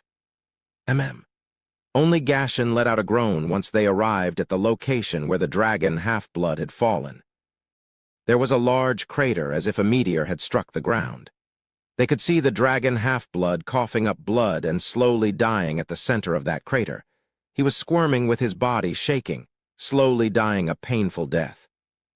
His body that was covered in reptilian scales looked terrible, especially because he was twisting his body. Watira calmly spoke at that moment. "Young Master Cal, dragon half-bloods are usually beautiful." "Really?" Cal asked as if it wasn't much as he stepped through the area that was destroyed by the dragon half-blood's fall. Since the dragon's power went berserk, this dragon half-blood that only has half-dragon blood will die soon. Watira was certain about the dragon half-blood's death. Cal also did not listen to this as we headed toward the squirming individual. Ooong. The white crown in his hand started to vibrate more intensely the closer he got to the dragon half-blood. Gashin and Watira peeked at the crown. They did not know about this item. Cal ignored their gazes as he crouched down. He then looked toward the set of eyes looking at him from just a bit away. Kehe, cough. The dragon half-blood coughed up some blood as he laughed. Cal observed the dragon half-blood who had black hair and black eyes as he looked elsewhere other than the crown. He could feel the black dragon's heavy breathing. There's no way, right? He could not help but look at the black dragon and the similarly black dragon half-blood's hair. He also thought about how the World Tree had told him to look for Rayon's parents. This was starting to get really iffy. There's no way that they are siblings, right? Nah, no way. However, Cal's expression became worse and worse. Why did a dragon half-blood with black hair and black eyes happen to be in Arm while the black dragon, Rayon, was being tortured by the Marquis who received him from Arm? Was it really just a coincidence? There is no such thing as a coincidence. The others looked at him after he said that, however. Cal just looked toward the dragon half-blood who was weakly laughing while looking at him. How does it feel to be dying? The dragon half-blood felt his blurry vision slowly getting clearer once his berserk state was over. At the same time, he could tell what kind of condition his body was in. I'm dying. The pain and suffering he went through in order to survive for the past 900 or so years felt as if they were wasted. The dragon half-blood felt his eyes getting heavier, however. He did not let them close. He kept them open as much as possible as he looked at Cal Henitus, who was crouching and looking at him. He could also see the bundle of blankets in his arms as well. The dragon half-blood started to frown. He knew he would look more like that monster that was neither human nor dragon the more he frowned, however. He could not help but frown and laugh. He, ugh, did you come, ugh, to mock me? He finally managed to get that sentence out. The dragon half-blood could see his enemy starting to frown. You think I'm crazy? Why would I mock someone who is dying? Cal knew that he was trash, however, he would not mock someone who was dying. It was one thing to laugh during a torture session in order to push the enemy to their brink, however, he did not want to genuinely laugh in those situations either. Instead, he came with a different goal. Cover the area. His surprise order made Choi Han and Watira flinch, however, one person immediately understood. Caw, caw, caw, the crows who had run away returned to them and created a round barrier around them. Gashan smiled and started to speak. As you commanded. The crows formed a wall that prevented the others from seeing inside. Cal stood up and headed closer to the dragon half-blood. Choi Han quickly followed behind him. Kehe, looks like you will finally kill me now. I'll die even if you leave me alone, hee. The dragon half-blood could not move, even as he watched Cal get closer. His dying body would not let him use any strength at all. Cal stopped once he arrived close to the dragon half-blood. He handed Choi Han the bundle of blankets once he was about an arm's distance away. Cal Nim, hold him. Choi Han received the heavy child with confusion on his face. Cal waved his arms that had grown numb while holding Rayon as he crouched back down. Why should I just kill you? What? Ha-ha-ha, ugh, ha-ha-ha. The dragon half-blood started to laugh at Cal, who was saying that he would not kill him so easily. He then saw something out of the corner of his eyes. Cal was pushing something in front of him. It was a white crown. How do you have that? The dragon half-blood's eyes started to shake in fear. He knew about this item. He had seen it since he was young. His face became covered in fear. He realized something at that moment. The crown had supposedly suddenly disappeared, had been stolen in the north. He had been extremely excited when he heard that. He was happy that the terrible item had disappeared, but that item was with this bastard. Cal Henitus. The fact that it was in his hand made the dragon half-blood think about the unknown group of people who had gotten in harm's way. It was Yue all this time? Cal looked at him and started to speak. Hey! He did not care whether the dragon half-blood was shocked or not. However, something was weird about this crown. Why is this crown that did not even react when that black dragon was next to it respond to you? The crown had shown no reaction even when Rayon had been by Cal's side all this time. However, the crown started to vibrate from the moment Choi Han's black aura pierced through the dragon half-blood. It was also letting out a beautiful and holy-looking light. He also heard a voice in his mind. The owner of the dominating aura was speaking to him. Cal repeated those words to the dying dragon half-blood. This crown grew up drinking your blood. Isn't that the case? The dragon half-blood started to frown. Fear and terror filled his eyes. His father had this crown in his hands every so often when he came to see him in the cave. That damn bastard of a father had laughed at him. No, he had laughed while seeing the shining crown that was drinking his blood. Heh, you're all the same in the end. The dragon half-blood finally let go of everything. No matter how strong he got nor how long he lived, he could never live as he wanted. Everything had already been planned out and he could only follow his fate. He continued to cough up blood to the point that he couldn't help but wonder if he had any blood left in his body before he calmly asked Cal a question. Are you trying to feed it my blood as well? Are you trying to feed the crown? Do you also wish to be a king? The dragon half-blood could see Cal making the most shocked expression he had ever seen. What nonsense are you spewing? Why would I do something good for this terrible item? We are strong even without doing that. He would end up eating the crown's power, however. He didn't want to do something that would benefit the crown. What Cal wanted was the crown's small bit of power that would help balance his plate. What? Piwaha, ha-ha-ha-ha? The dragon half-blood laughed even though it hurt. He had never seen such a crazy person before. That bastard definitely knew about the strength of that crown, so his saying something like that was really funny. That was why he decided to tell his enemy, who had given him something to laugh about before his death, a warning. Do not touch arm. And that precious. The dragon half-blood hesitated before continuing to speak. Hide that precious dragon of yours. Only then will you be happy. The dragon half-blood found himself to be funny and pitiful to be talking about being happy. And thank you for letting me laugh once more before I meet my demise. What the fuck are you talking about? What? The dragon half-blood could see Cal's expression changing. "Why would I let you die peacefully?" The people around Cal flinched. They clearly heard Cal's voice that had no emotion, almost as if he was dealing with an item. However, the dragon half-blood heard it much clearer than all of them. The dragon half-blood could see Cal Henitus, who was standing there looking at him with the shining white crown in his hand. "Take your pick." Cal was not the type to forgive those who touched him and his people. He was the type that made sure they paid the price. The fake dragon slayer, Siram, as well as Arm's other red stars, would soon pay the price as well.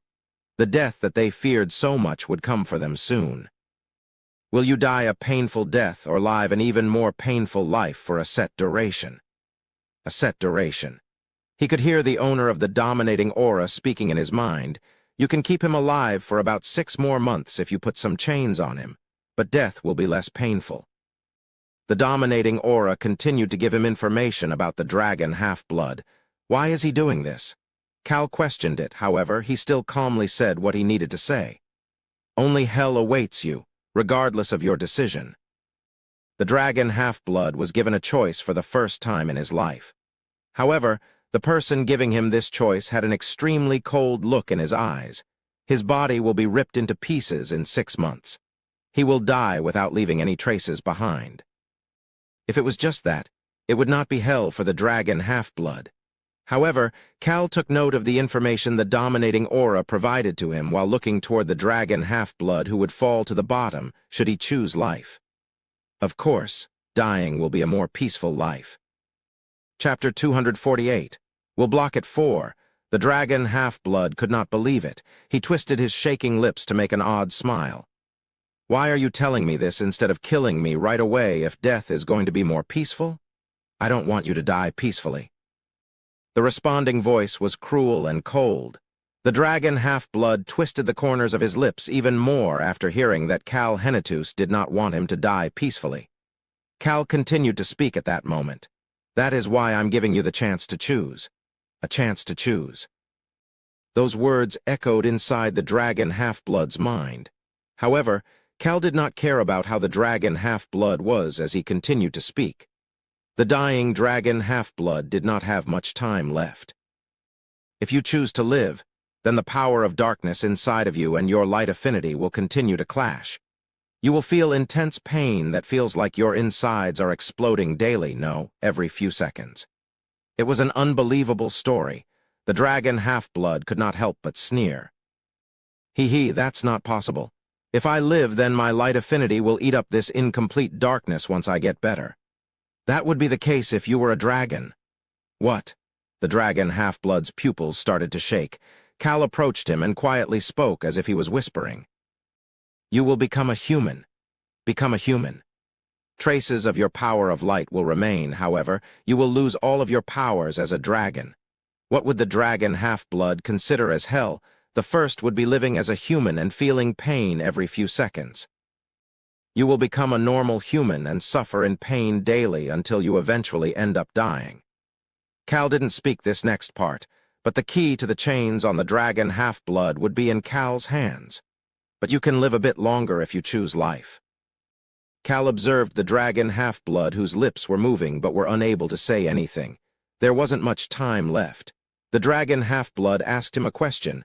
"Are you planning on getting rid of Arm? Why do you care? You're not even on my side." "Ha." The dragon half-blood laughed in disbelief. Cal's blunt response was like a knife.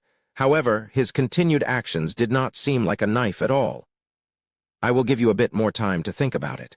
I have a lot of information to gather from you whether you choose to live or die. I need time to get all of that information." Choi Han, who had been listening to Cal and the dragon half-blood's conversation, flinched. How is he going to heal the dragon half-blood? He was not the only one with such a question. Everybody inside the wall made by the crows had the same question. Gashan, Watira, and even the dragon half-blood were wondering the same thing. However, the group could soon see the dragon half-blood start to frown. Why, you told me to choose? What the hell are you doing? Did you want to make me face a painful death from that terrible thing?" The fearful screams of the man who could not move sounded desperate. It was the white crown. The shining crown slowly approached the dragon half-blood. This terrible item? The dragon half-blood had to listen to the crown that ate its blood since he was very young. He still heard the sound of the crown, even when he went to sleep. He also heard his own screams that were full of pain and fear. Ooh, ooh, ooh, this, ugh. His eyes were full of fear as looked toward Cal while being unable to speak properly. Gashen nodded his head after seeing what was going on. He really isn't going easy on him. Cal sometimes acted without any hesitation. In fact, Cal was someone who was clear about his own actions, and the reason behind them such that the shaman Gashen could not help but wonder how the eldest son of a small, noble territory could develop such a personality. The decisive decision-making to be capable of deciding between life and death was not something a person was born with. It was something that you gained from experience. Gashen, who did not know what kind of experiences Cal went through in the past, silently observed Cal and the scared dragon half-blood's conversation. However, there was someone who was a bit anxious right now. It was none other than Cal Henitus. I told him that I'll let him live a bit longer, so why is he like this? Cal was confused, but still proceeded to move the white crown closer to the dragon half-blood, who seemed to be in a state of panic. Make the jewel at the center of the crown drink the dragon's blood. Then that monster can live a bit longer. Cal moved the crown to where the dragon half-blood was bleeding the most as the dominating aura had taught him. It was the location of Choi Han's attack. The white jewel at the center of the shining crown touched where the dragon's red blood was pouring out. Ooh-woo-ugh. Cal then started to frown. It was not because of the dragon half-blood's painful groan. Ho-ho, it was also not because of Gashen's shocked laughter. Slurp, slurp. A mouth appeared on the white jewel. Well, a black swirl that was more like a black hole than a mouth appeared on the white jewel and started to slurp up the dragon's blood. Cal had a disgusted frown on his face. It's too disgusting. What is up with this weird item? Cal wanted to throw this crown, no, at least the white jewel, away right now. He would keep the crown because it looked expensive. However, his pupils soon became cloudy. Ho! Cal observed the dragon half-blood's complexion while listening to Gashen's shocked gasps as background music. He was starting to look better. The dragon half-blood must have realized this too as his expression turned odd. It was painful, but he also did not feel much of the pain because of his current condition. Slurp, slurp. Cal's instincts told him it was enough, so he slowly moved the white jewel away from the dragon's stomach. He won't be able to move, but he won't die. Cal believed that he should be able to extend the dragon half-blood's life by about a week. Of course, he won't have any strength at all at first. As long as the dragon blood disappears, all that will be left is the human body. However, the dragon's attribute will remain in the human body, making him die in the end. Cal was blankly staring at the dragon half-blood's reptilian scale as he completely removed the crown from the dragon half-blood. Slurp. Slurp. That white jewel's black hole-like mouth seemed to be disappointed before it slightly moved toward Rayon, who was still in the blanket. It was the moment Choi Han flinched after seeing the crown's reaction. Clang! The crown was thrown to the ground. The crown that was giving off a holy light rolled on the ground and became dirty. Cal's annoyed voice could be heard. Is this thing crazy? The black hole on the jewel had disappeared, leaving behind only a holy-looking white jewel. Cal stepped on the white jewel and shoved it into the dirt. He then kicked it a few times as well, as expected of Cal Nim. Watira was watching Cal before she hearing Choi Han's comment and looking in his direction. Choi Han was tightly holding onto the blanket with a proud expression on his face. Watira debated whether she should say something before hearing Cal's order. Cal shoved the crown deep inside his spatial bag before making eye contact with the dragon half-blood. The dragon half-blood seemed shocked, however. Cal said what he needed to say. Put chains on him. Gashen, tie him up with your incantations. The chains would take away his mana, aura, and physical strength. Furthermore, Cal asked someone to watch over the dragon half-blood. Watira. Yes, I will keep a tight watch on him. She would be able to notice any changes in the dragon half-blood's aura faster than anybody else. Cal looked at the dragon half-blood, who was falling into a deep slumber from Gashan's incantations before standing up. He was heading out of the wall made by the crows. He could hear a ton of noise. The Indomitable Alliance was fighting against the Perun Kingdom, Breck Kingdom, and Roan Kingdom's joint forces. All sorts of noises filled the area. Cal knew that they wouldn't be able to get any results like this. The bears, flame dwarves, as well as the large number of soldiers from Askasen and Norland. It was impossible to kill them all. No matter how many strong individuals their side had, they would only be able to win with a lot of sacrifices. I'm sure Rosalind knows this as well. He heard her voice coming from the other side of the wall at that moment. Those who want to surrender should rip your flags. Cal also started to speak as she threatened the members of the Indomitable Alliance. Get rid of the wall. Caw, caw. Gashan's crows started to fly up into the sky one by one. The black wall disappeared, and Cal reappeared on the battlefield. Rosalind could see the red-haired man slowly appearing through the crows. She could also see Watira, Gashan, and Choi Han, as well as the dragon half-blood who had chains all over his body so that he could not see, hear, nor move. The fallen enemy and the still fresh, strong individuals of their allied coalition. Rosalind could see Cal heading toward the bridge that she had made. The strong individuals who would change the flow of the battle were coming. The enemy knew that this was the case as well. Rosalind heard one of the bears starting to speak. Retreat, damn it. The bear administrator swore internally as he ordered the retreat. The dragon half-blood had been captured. He was defeated by people who were similar to him in strength. The bear quickly started to think. He could not allow even more bears to get hurt. They could not lose so much strength when the lion tribe was not even here. The enemy cannot chase us. There was no way that the Breck Kingdom would come into the Askasen Kingdom's territory. They could not win against this number of soldiers, even with so many strong individuals. Retreat. Retreat. The bear's order was relayed to the others as they all started to retreat. The Breck Kingdom's forces did not chase after them. It was because Commander Rosalind did not give the order. Rosalind looked around. The mages of the Mage Brigade looked extremely tired. There were also many soldiers who were injured as they could not evade the thunderbolts. She could also see the destroyed Gorge of Death. She closed her eyes for a moment before opening them back. Withdraw. She made up her mind to turn back, and her order was relayed to the soldiers. Someone started to speak as soon as she gave the order. The enemy has retreated, and we are alive.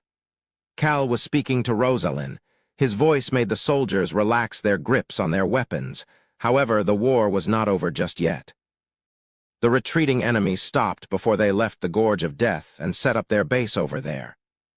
The Indomitable Alliance had not retreated completely. They could not retreat completely. They knew that it would really be over if they did.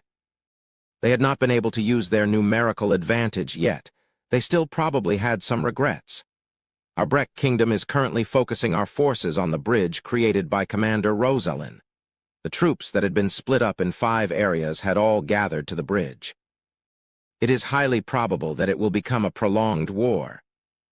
The first battle was pretty much the Breck Kingdom's overwhelming victory. However, they had no choice but to pay attention and look for an opening now. The person who was reporting was the Royal Mage's #1 disciple, Count Ekros. He peeked around before continuing to speak. We should be at the advantage in a prolonged war because the enemy will have supply issues, but we will have a lot of losses as well.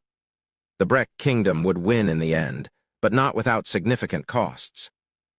Count Ekros, are you saying that it would be better to quickly destroy the enemy?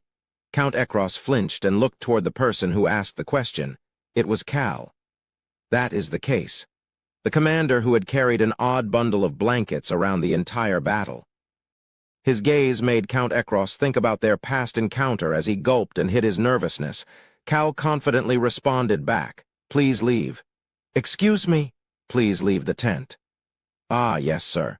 Count Ekros could not say anything else as he left the tent. He flinched at what he saw outside the tent, however. He soon continued to walk. The Breck Kingdom's forces.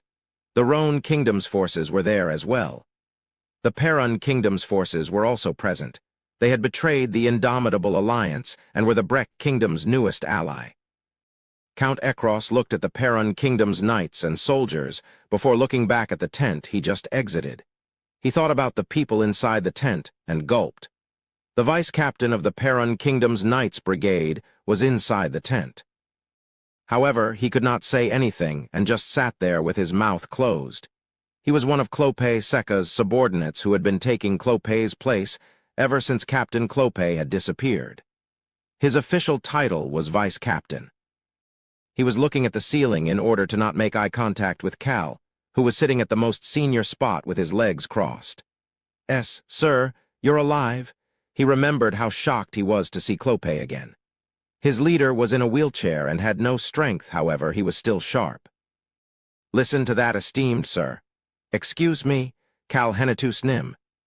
He is someone who is above my level. Clopay Seca was someone who killed even his own subordinates without any hesitation." The vice-captain, who had done all of Clopay's dirty work in his quest to create a legend, did not miss the fear and hope in Clopay's eyes. That was why he was scared of Cal Henetus. He was the one who turned that Clopay Seca into a crazy lunatic. Rosalind started to speak at that moment. "Young Master Cal, what are you going to do?" "We naturally need to end it quickly." Cal had no plans of prolonging the war. One of the Roan Kingdom's people will come soon. Crown Prince Alberu was sending someone over. The Indomitable Alliance will be aiming to prolong the war. The Breck Kingdom would find it advantageous to prolong it as well. It was because their chances of victory were high. However, it wasn't Cal's style to drag things out while dealing with the losses. He started to speak to the people looking at him. However, he felt someone approaching the tent at that moment. The person His Highness sent over must be here. Alberu was going to send one of his dark elves. That was what they had discussed in advance. Cal saw the flap being opened and stood up to greet the person, screech, screech. But then he heard a weird noise. Cal flinched. "Why do I hear the sound of wheels?" The entrance flap was opened. He could see two people there. "Why?" The person in front smiled brightly and responded back to Cal's shocked question. "I thought it would be faster if I did it myself." Alberu Crossman. He had a majestic smile on his face as he entered the tent. Screech, screech. The sound of wheels could be heard behind Alberu. "Well, I thought it would be better to focus their attention on me since I was bringing over such a special person." Alberu Crossman was someone who was as thorough as Cal. He prepared someone who would be a dagger against the enemy. He needed to activate the teleportation magic circle multiple times for that reason, but he was quite satisfied. Screech, screech. The wheels of a wheelchair rolled into the tent, and a person soon became visible. The robed individual removed their hood once the flap of the tent closed back. "Captain Nim." The Perun knight immediately kneeled. He could see his leader, Clopay Seca, Clopay Seca.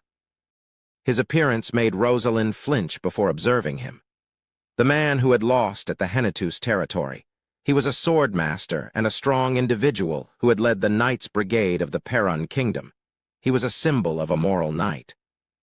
Rosalind had only seen him from afar and thus could not help but become nervous, even if he was an ally now. It was at that moment. Clopay Seca clasped his hands together and smiled brightly after taking off his hood. "Cal Nim." He seemed extremely happy to see Cal. "Huh." Rosalind felt that something was off. Alberu Crossman was feeling the same way. He too had never seen Cal together with Clopay Seca. "What?" However, Cal ignored the two of their reactions. He then pointed to the map inside the commander tent. His fingers pressed once on Askasen and then once on Norland. Norland and Askasen. The two kingdoms had currently focused a significant number of forces at the Gorge of Death. They could use that to their advantage. Cal recalled what Rosalind had said during the battle. "Those who want to surrender should rip your flags. Askasen and Norland would soon rip their flags. We will go to these two kingdoms." "How?" Cal looked toward Clopay as Rosalind asked in confusion. "Guardian Knight, tell us the coordinates of the two kingdoms' palaces that the Perun Kingdom knows." The coordinates for the palaces. Rosalind's expression changed. Crown Prince Alberu started to smile as well. The Indomitable Alliance would be paying attention to the forces at the Gorge of Death that were preparing for a prolonged battle. Cal, the Roan kingdom, and the Breck kingdom would strike them from behind as they did that. We will return with a letter of their surrender. Surrender. The word flowing out of Cal's mouth changed the atmosphere inside the tent. Silence filled the tent. Everybody was busy planning for the future. The silence was suddenly broken. A voice that was full of joy started to speak. Yes, Calnim, you truly are amazing. Clopé's seemingly normal but crazy voice calmly echoed throughout the tent. You truly are a hero and the person who will continue the legend. Damn it. You crazy bastard, Cal ignored Rosalind and Alberu's gazes. The two of them looked confused and bewildered, however, Cal did not look at them as he continued to speak. We simply need to get rid of one palace each. The Perun Kingdom's vice-captain who was listening could not believe it. Simply get rid of a palace. Is that really that simple? However, Cal thought about the group who would properly cause a ruckus. Archie, Choi Han, Mary, etc. He was overflowing with options. Let's hurry. Yes, Calnim, the Perun Kingdom will assist you with whatever you need. Cal flinched again at Clopé's extremely serious voice as Alberu sighed. Unbelievable? This is new. Cal could not say anything to Alberu and Rosalind's comments. Damn it. He made up his mind to quickly get rid of the Indomitable Alliance and not have to deal with this extremely crazy bastard any longer. It was bad for his mental health. Chapter 249. We'll block at 5. Rosalind commented about Cal's plan. Even if Askasen and Norland were not very adept with magic, they should still have basic palace security measures. Furthermore, we need the permission of the palace's mage to teleport in. Other than teleportation magic circles, used in secret inside the palace, the majority of the public teleportation magic circles were programmed to need the mage's permission for security measures. Cal didn't respond to Rosalind's questions and just looked toward Clopé, who responded back confidently. We have bribed them. What? Just what? Rosalind stopped herself there. It was because Clopé continued to speak. There are some mages who remain in the palace for the defense of the capital instead of going to war. However, there are some selfish ones who do not go to simply to protect themselves. It is not hard to bribe one of those types of mages. The calmly smiling Clopé was giving off an aura that was fitting for the North's majestic guardian knight. There are bound to be potential traitors no matter where you go. There will also be people who like money. However, the words he spewed out had no traces of that majestic nature. Furthermore, the teleportation magic circle we will be transporting to is not the teleportation magic circle inside of the palace. Didn't he say the coordinates for the palace? Clopé gently continued to speak after seeing the confusion on Rosalind's face. When we were first creating the Indomitable Alliance, the Perun Kingdom had purchased residences close to the two kingdoms' palaces. We purchased them in the name of a fallen noble household. Oh, Cal let out a quiet gasp. Trust and teamwork would have been important in the beginning stages of the Indomitable Alliance. However, the Perun Kingdom had planted the necessary seeds for betrayal from the beginning. Are these bastards going to do the same thing to us? Cal peeked toward Alberu, who stealthily nodded his head to respond back. He then calmly started to speak to Clopé. Then you must have installed the teleportation magic circles inside those residences. That is the case. Then let us move now. It is a battle against time now. Cal agreed with the Crown Prince. They only needed to send a few people. They couldn't allow the enemies to notice that they had left and start to attack again. Of course, they would not lose that easily because only Cal and a few others were missing. Cal looked toward the source of his confidence. Alberu shrugged after seeing Cal's gaze. I will stay here leading the troops for the time being. There was someone who could effectively lead the troops while Rosalind and Cal were both gone, Alberu Crossman. As someone who was known as having more strength than a middle-grade knight, the knights would listen to his orders. He was also the true master of the mage brigade, so the mages would listen to him anyway. Then let us move right away. The leaders inside the tent all started to move in order to take care of business. Cal and Rosalind watched Clopé prepare before approaching Alberu. Your Highness. Crown Prince Alberu would soon be left alone to watch the enemy's movements. They were coming to say goodbye. However, they could not help but blankly stare at what Alberu had to say with his beautiful face. You just walk around covered in blood. What do you have all those potions for? Do you keep a bunch of potions on you as a hobby? Alberu's gaze moved from Cal's black uniform that was covered in dry blood to the bundle of blankets in Cal's arms. It was weird that Cal was holding onto them even though his arms had been shaking since earlier. By the way, what is inside those blankets? Cal gently smiled, making Alberu flinch. Are you curious? He asked that question gently and calmly. The Crown Prince, with a beautiful smile on his face, responded back without any hesitation.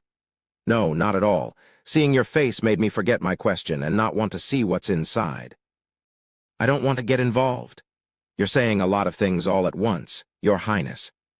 Alberu's sincere refusal made Cal look at him dejectedly. It was about time to tell him about the dragon, however. The Crown Prince avoided something that would make him choke after eating like a ghost. The Crown Prince shrugged his shoulders and said goodbye to Cal, who would leave soon. Have a safe trip. No need to worry about this place. I may be weaker than the strong individuals in this room, however. I have the highest status, so I will use this authority that I have temporarily been forced to take to good use. Alberu flinched after making that comment. It was because Cal was silently staring at him. Cal recalled what Rayon had told him in the past. It was when the children of the nobles had met in the Rhone Kingdom's capital. It was the first time he had met Crown Prince Alberu. Rayon had told Cal something at that moment. This human is not weak.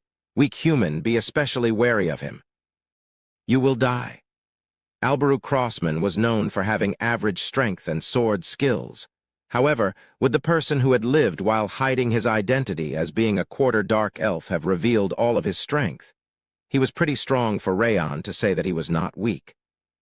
Alberu felt chills on his back after seeing the smile on Cal's face. Sure, I'll trust you. I've been caught. Alberu had a stoic expression as he admitted it. However, Cal did not care as he prepared to move. He did not look good as he headed out of the tent and started to walk. Why can't we contact him? The ancient dragon, Iruhaben. He was not contacting them back.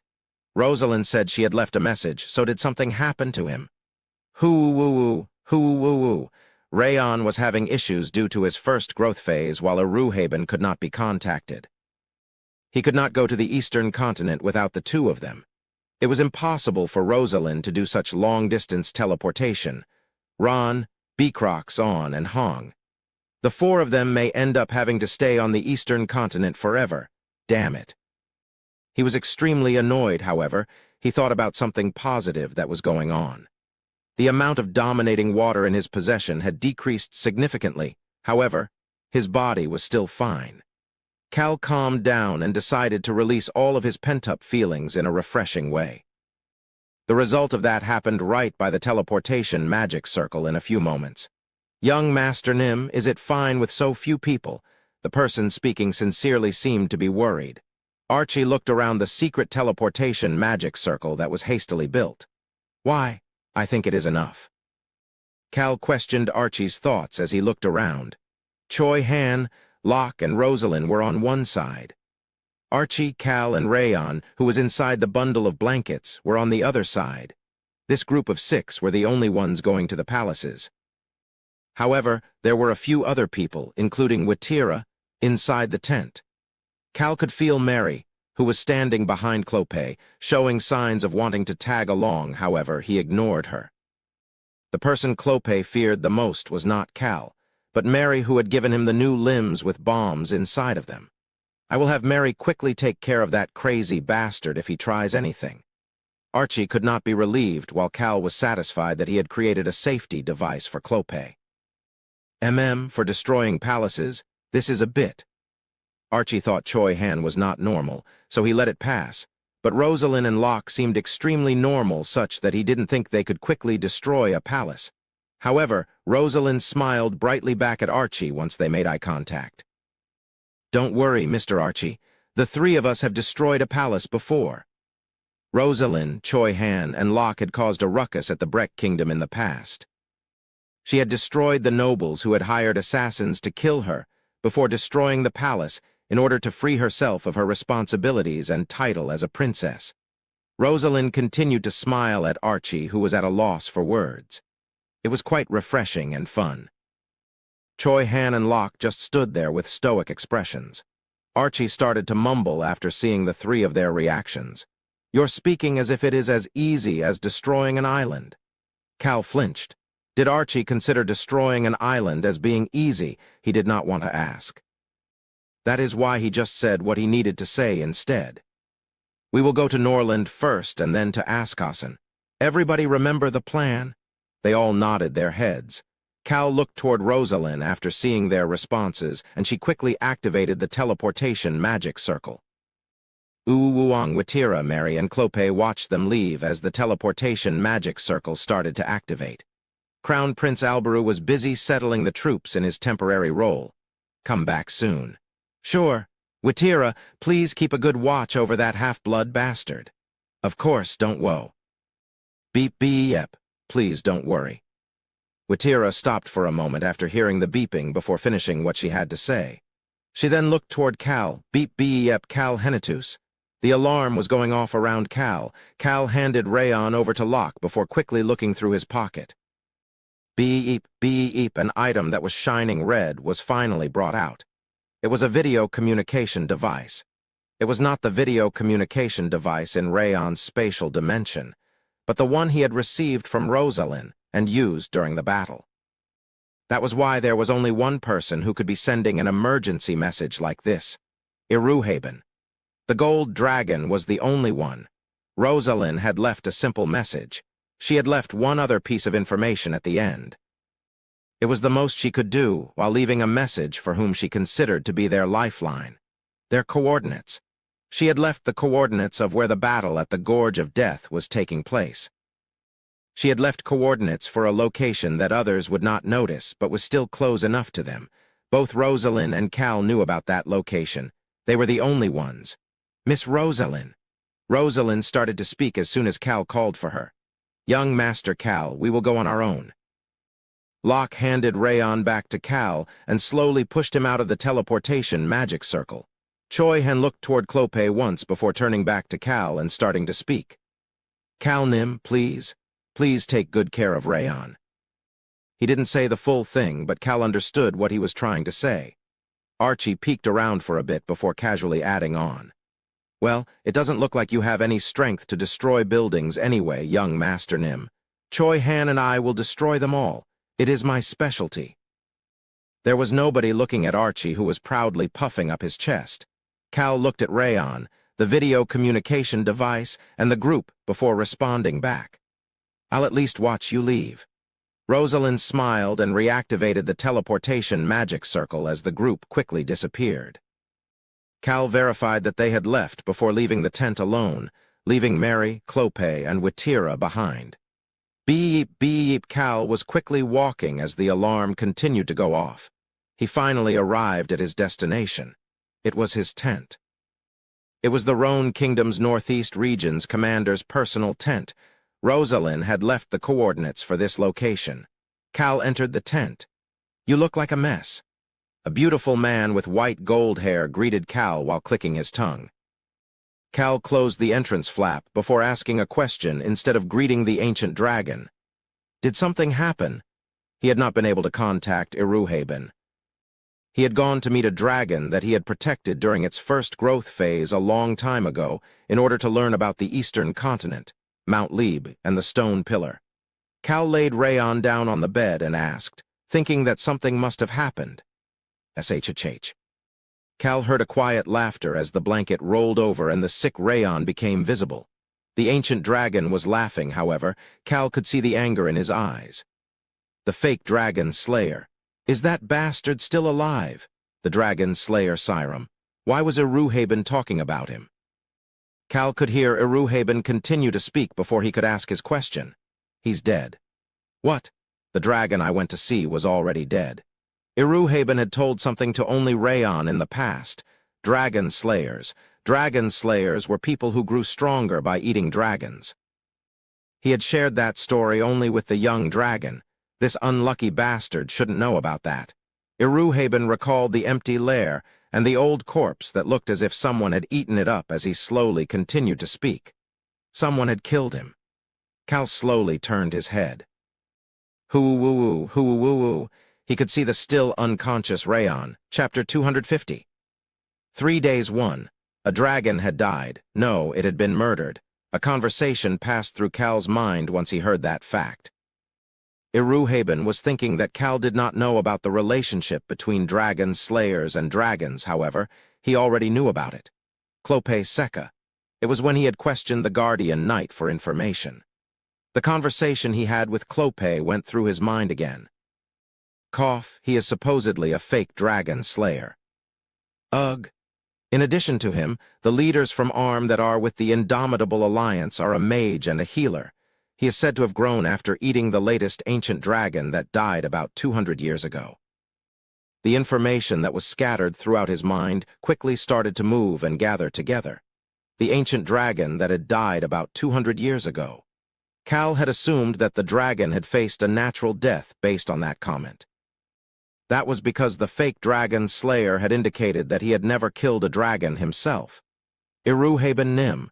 Cal slowly processed all of the information and asked a question. Is the dead dragon Nim the eldest dragon in the Eastern Continent? Yes, he was the oldest in the Eastern Continent. Approximately how long has it been since you last saw him alive? Not too long. Maybe 200 or 300 years. It had to be that dragon. Cal brushed the side of his face with his hand. He felt as if the number of things he needed to take care of were increasing. However, something else was the most pressing issue. Is Rayon going through his first growth phase? Hoo-woo-woo, hoo-woo-woo.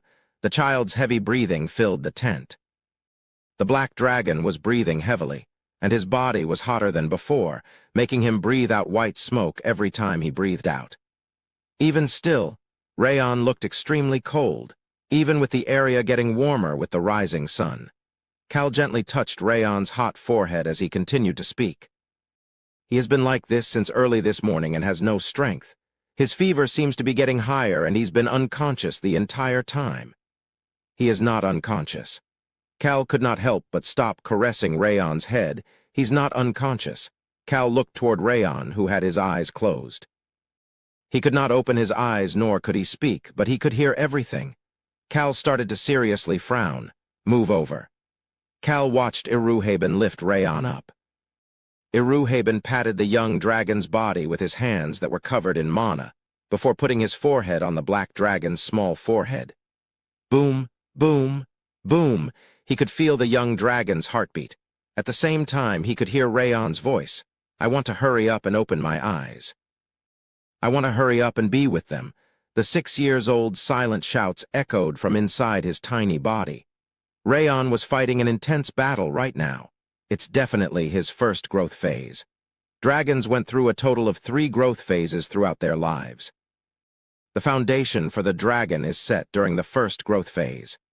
That is why, although there will be no physical changes, the foundation inside of Rayon will be at a completely different level. The body of a dragon will then grow significantly during the second and third growth phases, giving them an aura of a ruler.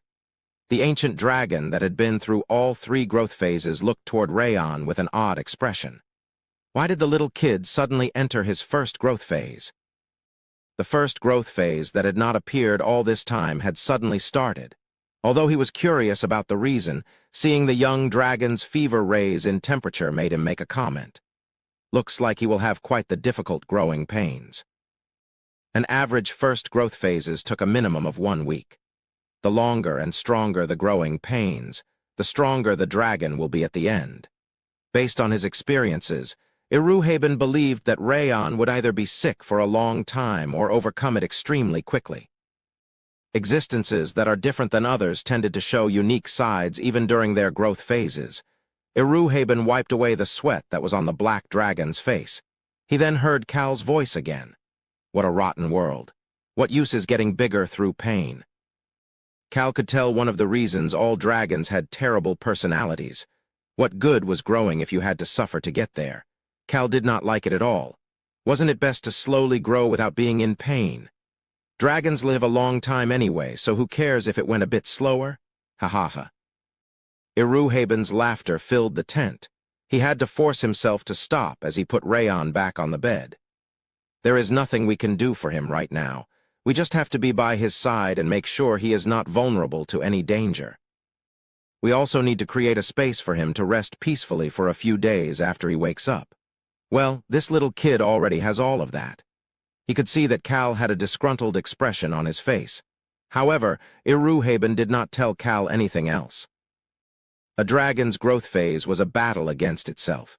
Numerous clashes were probably happening inside this small body right now. A dragon's growing pains revolve around those he will have to support. Why did dragons tend to be self-centered? It might be a way to protect themselves from the pain. Just supporting yourself was the way to feel the least amount of pain. However, this little kid was a weird dragon with many different relationships with others. That could end up either being a burden or a benefit. He would be able to tell based on this dragon's growth. Anyway, that is not the issue right now. Cal let out a groan. Iruhaben's eyes had their usual gentleness, however, they seemed very dark at the same time. The dragon killer, it must be because of the anger he felt toward that person. Cal's mind became complicated, but he quickly stood up. Both Cal and the ancient dragon spoke at the same time. "Shall we go? How are you alive? Excuse me." Cal was completely baffled. Iruhaben peeked toward Rayon, who could hear everything they were saying before walking over to Cal. He then pulled at Cal's arm. "Why are you still alive?" "Should I not be alive?" What the heck was going on? Cal started to frown while the ancient dragon had a shocked look in his eyes. However, Cal could not help but raise his voice at what the ancient dragon did next. Just what? A small blade made of mana appeared at the tip of Iruhaben's finger.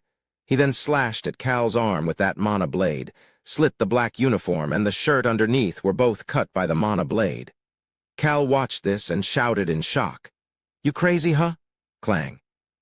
He heard the sound of two sturdy things hitting each other. Cal looked back and forth at the mana blade and his arm. His arm was fine. Cal's arm was making those noises as it made the mana blade bounce off. What is going on? Cal's pupils started to shake. When did my body become like this? I didn't even feel anything. I thought I was fine. Cal did not notice that his skin had become sturdy like this. Nobody else could have realized it either. Rayon would probably have noticed, however, he was not in a spot to do so right now. He heard Iruhaben's voice at that moment. "It is the power of the boulder." Boulder, Cal thought about the scary giant cobblestone. Cal's plate had expanded after using the super rock's power. It was to the point that he too could feel it. That was why he thought that his body was more settled. But that wasn't it. "Cal Henatus, you used up too much of the water ancient power." Iruhaben's stiff expression and tone made Cal unable to say anything. The dominating water. He definitely used a large amount of that unstable power. The power of restoration inside your body blocked the unstable water from causing havoc. Iruhaben's gaze headed toward Cal's neck. He could smell the scent of blood. Prior to gaining the power of the super rock, the vitality of the heart had prevented his other powers from clashing. But it was different this time. The balance was destroyed as the power of water had suddenly disappeared. It looks like the power of boulder is protecting your body now. You haven't felt any recoil from using the power of boulder yet, right? Cal's silence told him he was correct. He had coughed up blood when he had used the fiery thunderbolt and the shield. However, nothing had happened when he used the boulder. Cal had thought that it was because the boulder said that it would protect him. Protect. Cal recalled what the super rock had said. "I will destroy it to protect you. I will stand in front of you in order to protect you." The power to destroy was the stone spears. So then what was the power that stood in front of him? Cal's gaze headed toward Iruhaben. The ancient dragon looked at Cal, who looked like his usual weak self, but had a body that would defend against all types of danger. The power of boulder is still protecting you. The reason your body has not exploded yet is because of the boulder ancient power. Iruhaben started to smile. One of his questions had been answered. I was wondering how a human had managed to walk through that stone pillar pathway. It was possible because he could prevent external forces and internal forces from clashing. The stone pillar pathway located at the Super Rock Villa. Iruhaben had wondered how the super rock had managed to enter the pathway as a human. The answer to that question was this boulder-like skin. However, Iruhaben now had a new question: the scary giant cobblestone. Who was the owner of that power? Who would have been able to have such strong abilities in both attack and defense? Was he really human? The ancient dragon was thinking about ancient times that were even older than he was before letting it go. The dragon slayer, the dragon half-blood, and Rayon. Although the ancient dragon had come back quickly because of those three, there was something even more urgent right now. Cal Henitus, you need to find a water ancient power if you want to live. The Water of Judgment. The name of that ancient power filled Cal's mind. All he knew about it was that it was on the eastern continent. He realized that it was now time to find that power. However, what Iruhaben said next was extremely cruel and cold. You have 3 days. His body could only last like this for 3 days. That was what Iruhaben meant when he said that. Squirm, squirm. One of the young dragon's tiny toes started to squirm. The black dragon was frowning. He seemed to be using all of his strength as his face had a look of urgency on it, which only made Rayon's temperature continue to go up. Iruhaben and Cal were looking at each other such that they did not notice Rayon's actions. The growing pains of a dragon with a lot of people to support were difficult. However, the young dragon was one who learned about working together with others. The young dragon's body stopped moving as if it had never squirmed in the first place. However, there was a fierce battle going on inside of him. Iruhaben started to speak again after seeing Cal still remaining calm. That is the limit for your body. What happens once I reach that limit? The ancient dragon stopped speaking for a moment. He had never seen anyone who had gathered so many ancient powers. However, he knew that humans who had more than 2 attributes had died in the past. There was something that the ancient dragon had learned by the end of his lifespan. All life eventually dies. At the same time, there was something, almost like an instinct, that he had developed as his life was coming to an end. It was not something he developed as a dragon, but just as a life form living on this world. He shared that instinct out loud. I don't plan on letting you die. The ancient dragon saw Cal starting to smile as he said that. So there is a method. Ha! Iruhaben quickly gasped in disbelief. This unlucky bastard truly is different. Cal knew him too well. An egotistical dragon would never say something that they did not find to be realistic. Iruhaben chuckled at Cal's confident demeanor and nodded his head. The dead dragon left some traces behind. Cal's eyes started to sparkle. He had a good feeling. Iruhaben must have found some clues. Cal's instincts were telling him that they had found some clues about the Water of Judgment.